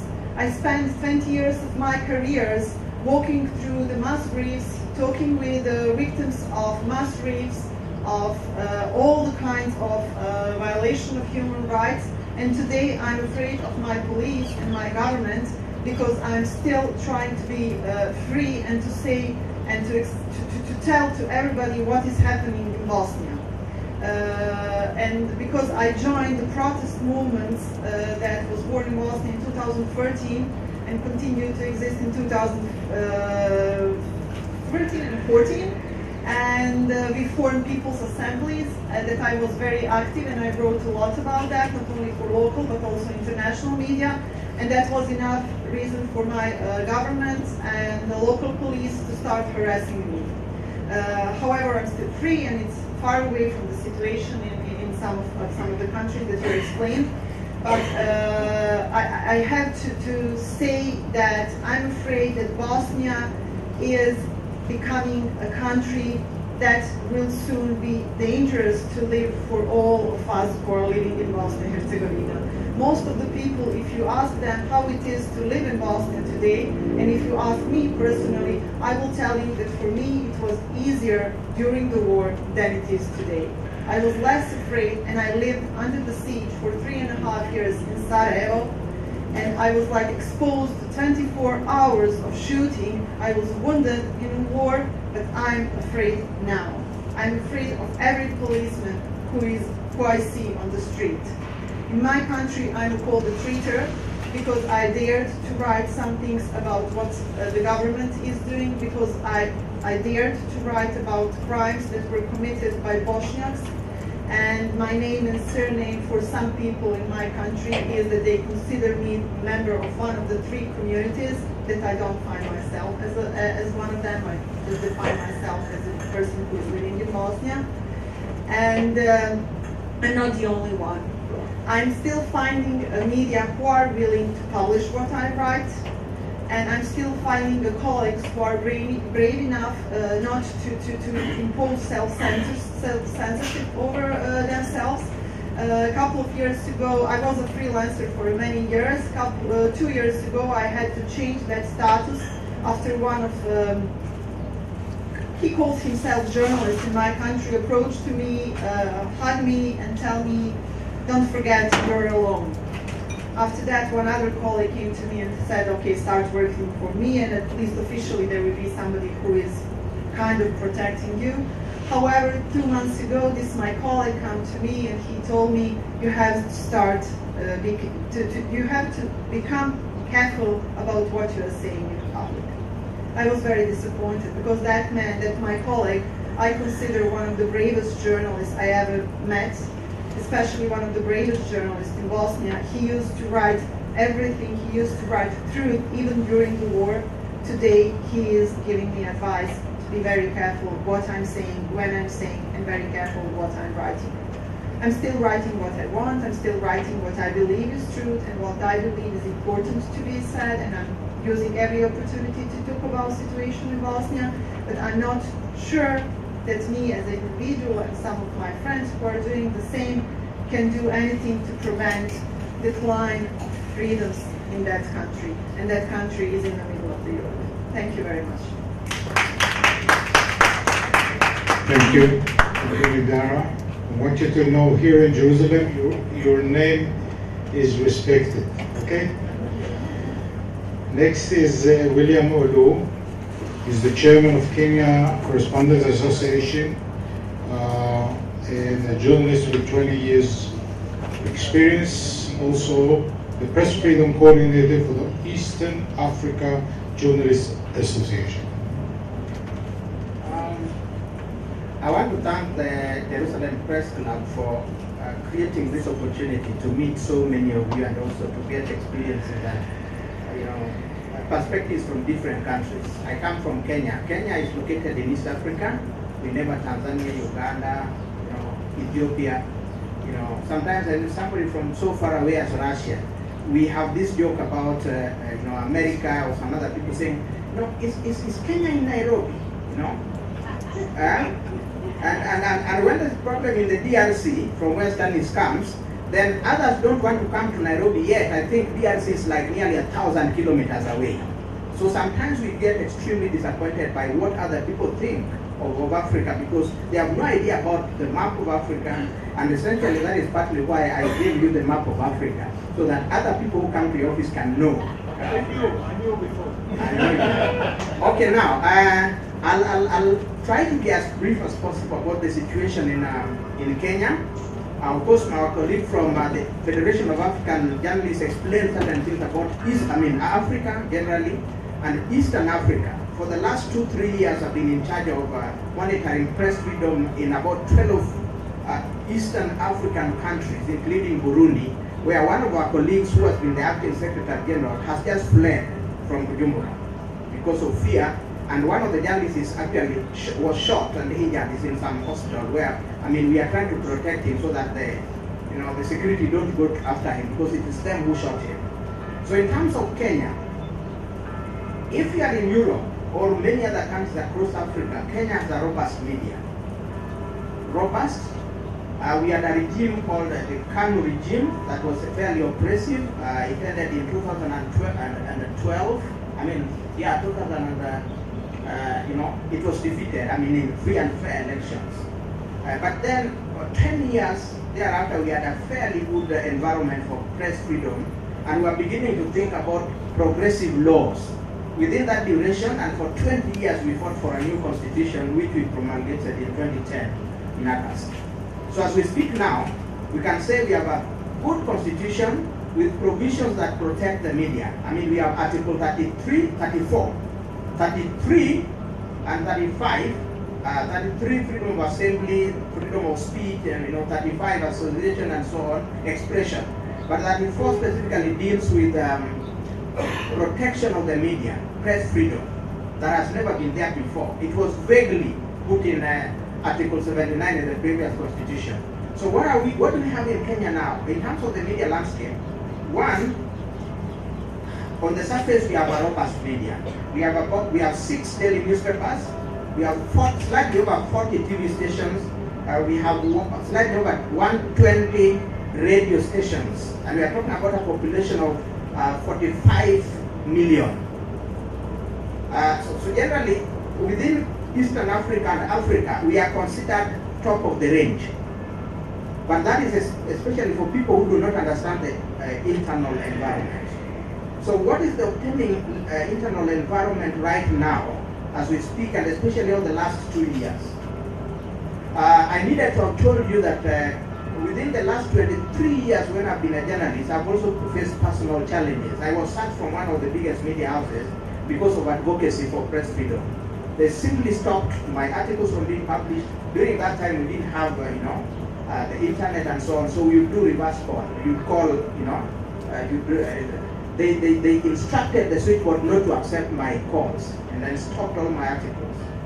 I said, okay, fine. If this is what made me stop, or this is what led to my, leaving this media house, then I'll continue it. So I've been continuing it all through. So we have the new constitution, fine, but we have challenges within the media environment. We have a new regime in Nairobi.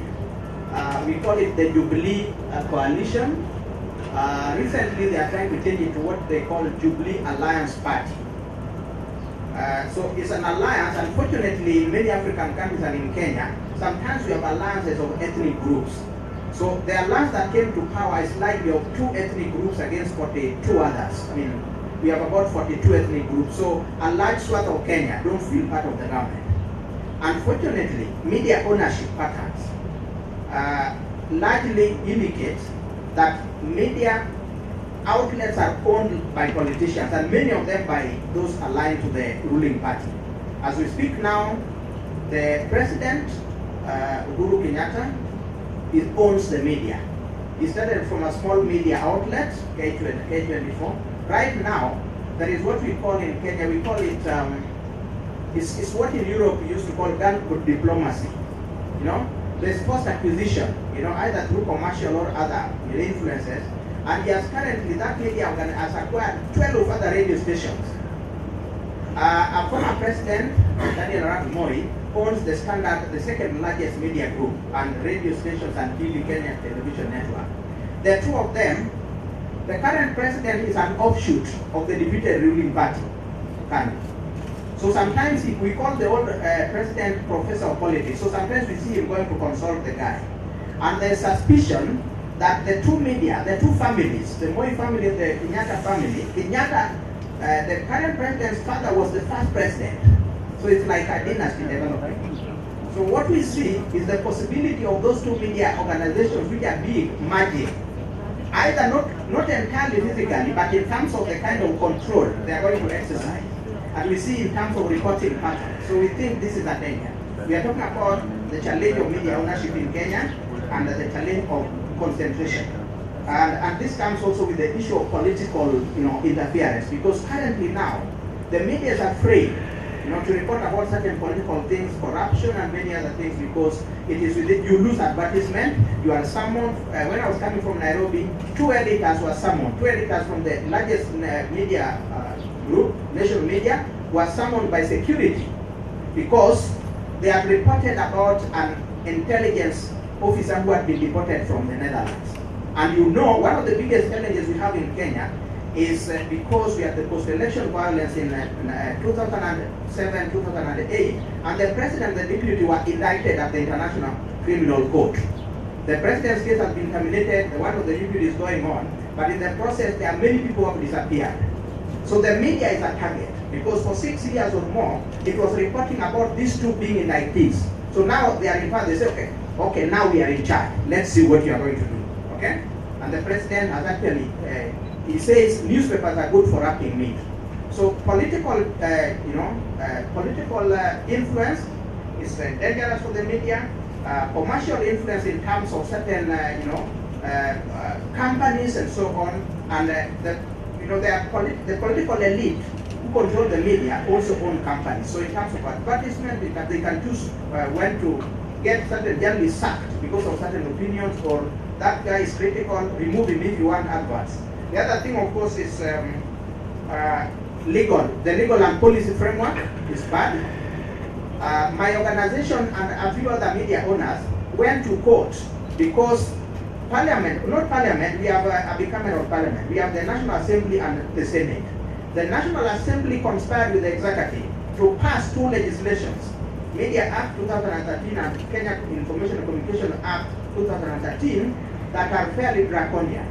They require that, the provision is such that if you are a journalist and you are deemed to be in breach you pay $6,000. We went to the streets in 2013 December. I was one of them, and during that time I was very intimidated. My phone is actually under surveillance. Okay? So sometimes I don't post things on Facebook. I don't let people know I'm going out because you can never know what's happening. I just get in, wake up. So as we speak now, there are 2 laws. Those 2 laws were challenged by media organizations, including myself. They are in court since January 2004. What does that mean? The Executive and National Assembly, not the Senate, conspired to have those 2 laws. So what that means is that media regulatory environment is increasingly weakened. The Media Council cannot function. There are no board members. I sat there for 6 years. Right now, they don't have a quorum. The Complaints Commission, which is supposed to be the first stop in terms of adjudicating cases, can't work. They have 1 member instead of 7. Increasingly, another government body called the Communications Authority is taking over its roles. And that Communication Authority has 4 permanent secretaries, including the one in charge of internal security. And those are designed to ensure that the media is controlled. So I'm going towards the close by saying that the policy environment is very weak. As we speak now, the government is has been trying to pass a new legislation because of the fear of Al-Shabaab. We have been facing the fear of Al-Shabaab. Last year, it attacked a mall, killed 67 people. Last month, they attacked a university near Somali border, killed 148, and the government is using this to terrorize the media and every citizen into accepting that the media require control. So if you are going to publish a picture of a victim of Al-Shabaab being buried, they require that you ask the police. So we are asking, when did the police become an editor to know that this is a good picture for the newspaper? So these are some of the challenges. Fortunately, the court ruled that and struck out some of those provisions, but they are trying to bring it through other forms of legislation, including one called the Powers and Privileges Amendment Act through Parliament. So in a nutshell, therefore, we would say that the environment is not very good. Between January and now, 20 journalists have been assaulted, intimidated, and one of them was killed on April 30th. And we suspect he was killed because he was running a small newspaper in a region where the district president comes from, and he had a headline in his newspaper alluding to the possibility of the deputy president possibly being detained by the ICC. Some people followed him to his house and hit him here, knocked out all his teeth. We buried him 2 weeks ago. Nobody has been prosecuted over this. So we as advocates in Nairobi, advocacy organizations in Nairobi, have issued a statement written to the Inspector General and said, we demand that action be taken against those who killed our colleague, those who have harassed over 20 journalists, including 3 days ago, 6 journalists escaped because a politician shot at them. So that essentially is the legal environment. I mean, it's the environment within the media. It is not rosy. So we think this is a solidarity, arrangement in terms of this conference. And I think it's important for us to keep being in touch, because when we issue statements across the world and we see statements flying all over, we think that there is there's solidarity across. And we use some of these statements at the AU, IGAD, East African Community, and so on to say, look, and of course the embassy is in Nairobi. Nairobi has a concentration of embassies. So we say, look, when you are talking in private and diplomatic language, tell them that this isn't wrong. And a few embassies, have been able to talk about this. Thank you very much, William. And now we conclude with Lungu Mteto, and that's really closing a cycle because he's the first one whom I contacted. So we're closing with him, and it's a nice turn of the singer. Lungu was elected president of the Journalists Union of Malawi.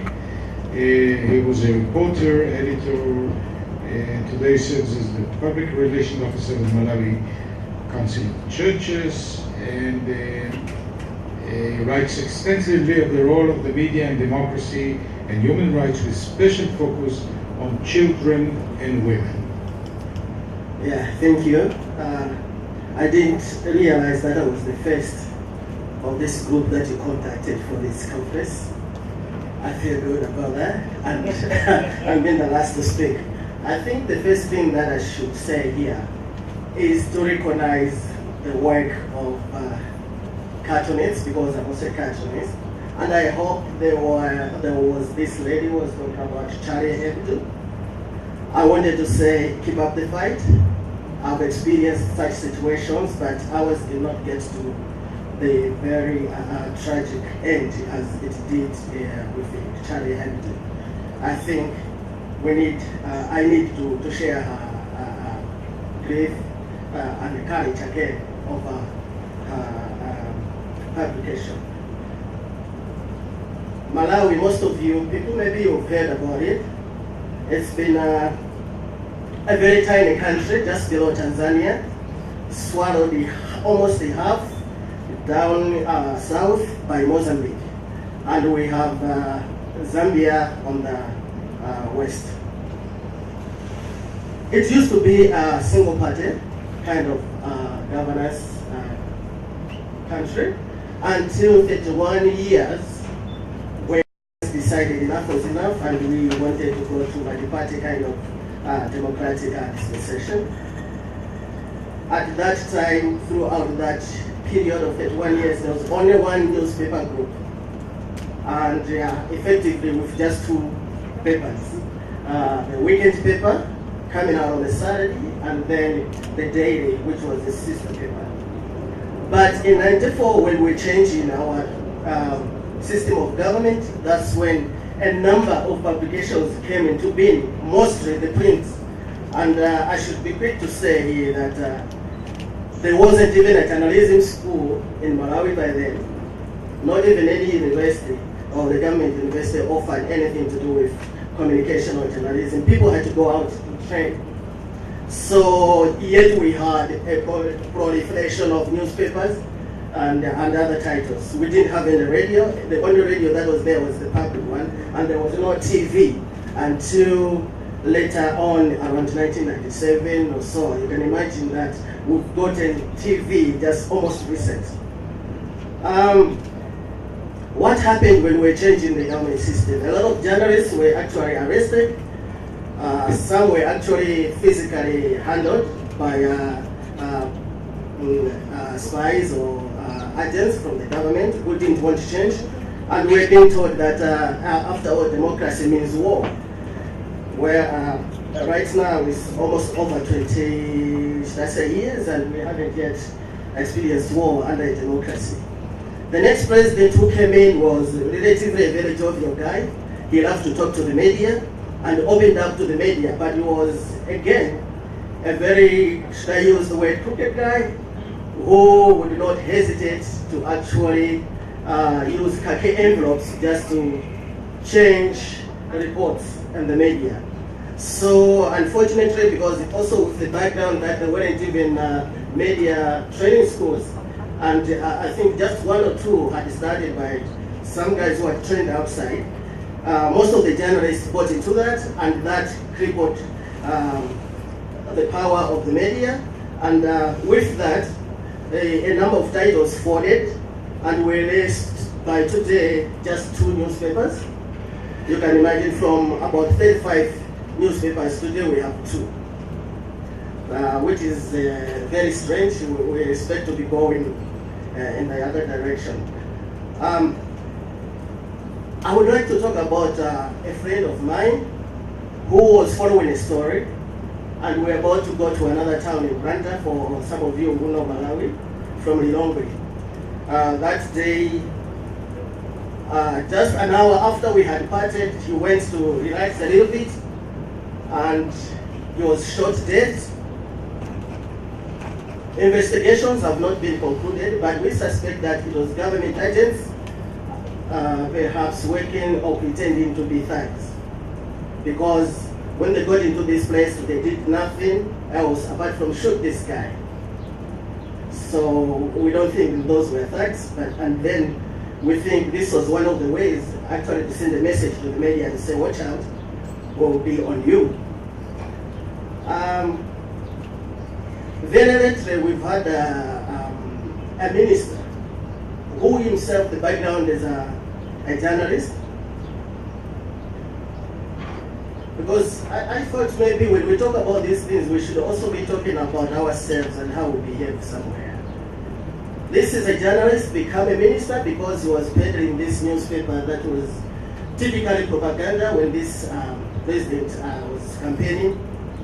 And about a week ago, he goes to a public meeting and he brandishes his propaganda paper and says, most of you know that our other president passed away after TB Joshua said some president in Southern Africa is going to die, and it happened to be our president. We don't know if it's coincidence or what.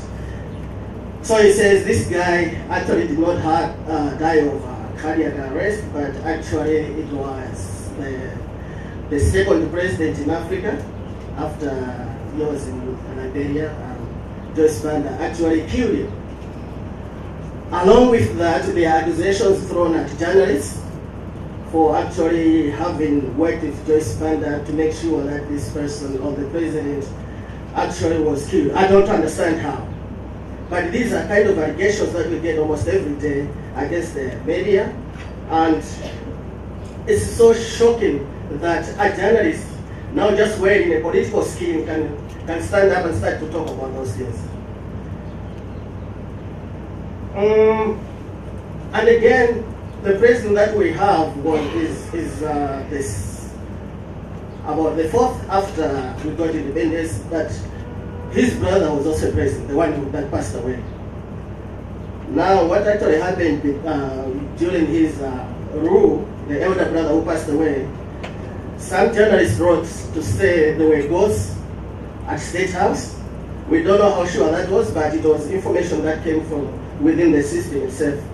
And these people were quickly arrested and kept without any charges for several days. Later on, it was discovered, and I'm told that some officials actually did say, indeed, there were stories about ghosts, but these guys now, they had suffered, they had been arrested for what we think is nothing. And for us, that is big-time harassment. Also, what is happening in Malawi at the present time is that we have certain important bills that are not being passed. And for now, it's been about 10 years. For example, the ATI, Access to Information Bill. We've been talking about it, and we've been trying to peddle every other avenue to make sure that perhaps it's passed. Government thinks it's for the benefit of journalists. They'll be able to ask any questions. They'll be able to demand for the information maybe they think it cannot maybe be devised to public. But we do feel that is once they pass that, even government itself is going to benefit, because it will be able to have also its different ministries and departments and officials be able to approach certain areas and certain things when they're provided with information. Because right now, although it's a democracy, we feel information is still not decentralized as it should be. Being president of what is called the Journalists Union of Malawi, we also look at labor issues for our journalists. And I should say, my colleagues talked about maybe some journalists getting about $100 per month. The other talked about 50. I should be talking about, we have a situation with most of our journalists getting as low as $5 a month. That kind of thing. And with that, there's the challenge of training, because if you want to upgrade your journalism, you cannot. It's just too difficult to survive on the $25 a month, and therefore you cannot pay for your education, you cannot further your education. Apart from that, we have political interference. When the president is speaking, we have these political, sorry, I'll call them hoodlums, who come there and they'll start booing or shouting names at you. So you can't really get to work as you should. You can't get to ask the important questions, to pose important questions to the president. And we feel that is another way of kind of suppressing the media, not to be able to deliver on what they should be doing. Now with that, finally, let me also say that this meeting is very important from my perspective, and I feel that unfortunately most of the other guys, I think Western media or so, are not here. But I wanted to say that this should not be the start and the end. Maybe next time you decide you can hold such kind of a meeting, maybe somewhere else. Even in my country, we have a very beautiful lake, freshwater lake. So come, all of us, let's meet again. Thank you.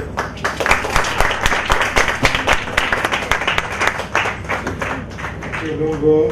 thank you, all of you. If you ask me what was this is a great conference, and again, I want to thank my wonderful staff for organizing it. You can clap here.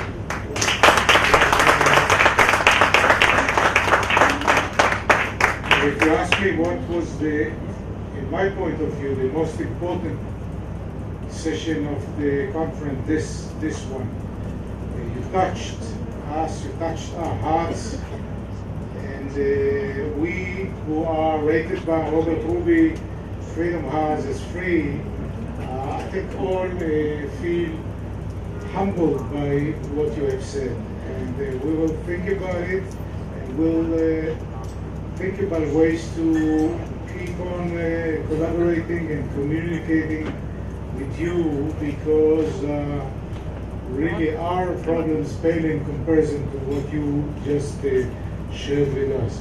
So just to sweeten the pill, wine for everybody. It's not a bad, whoever thinks it's not a good conference, it's not me. Ridiculous. I'm quoting you. That's it.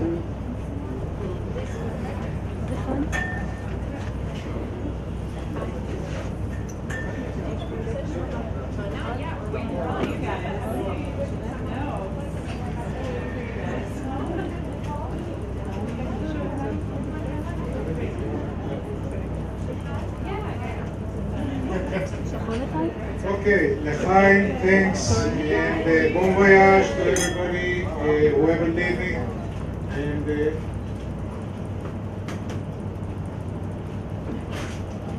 I'm not saying that. Okay, the taxi will pick you up 4 hours before the... behind every successful man, there stands a woman who tells him when he went wrong. Thank you. You want to say something? Why not? Why not? It's now beside. I know this is not official, but this is historic. Never in my life did I ever think I would be here to meet you,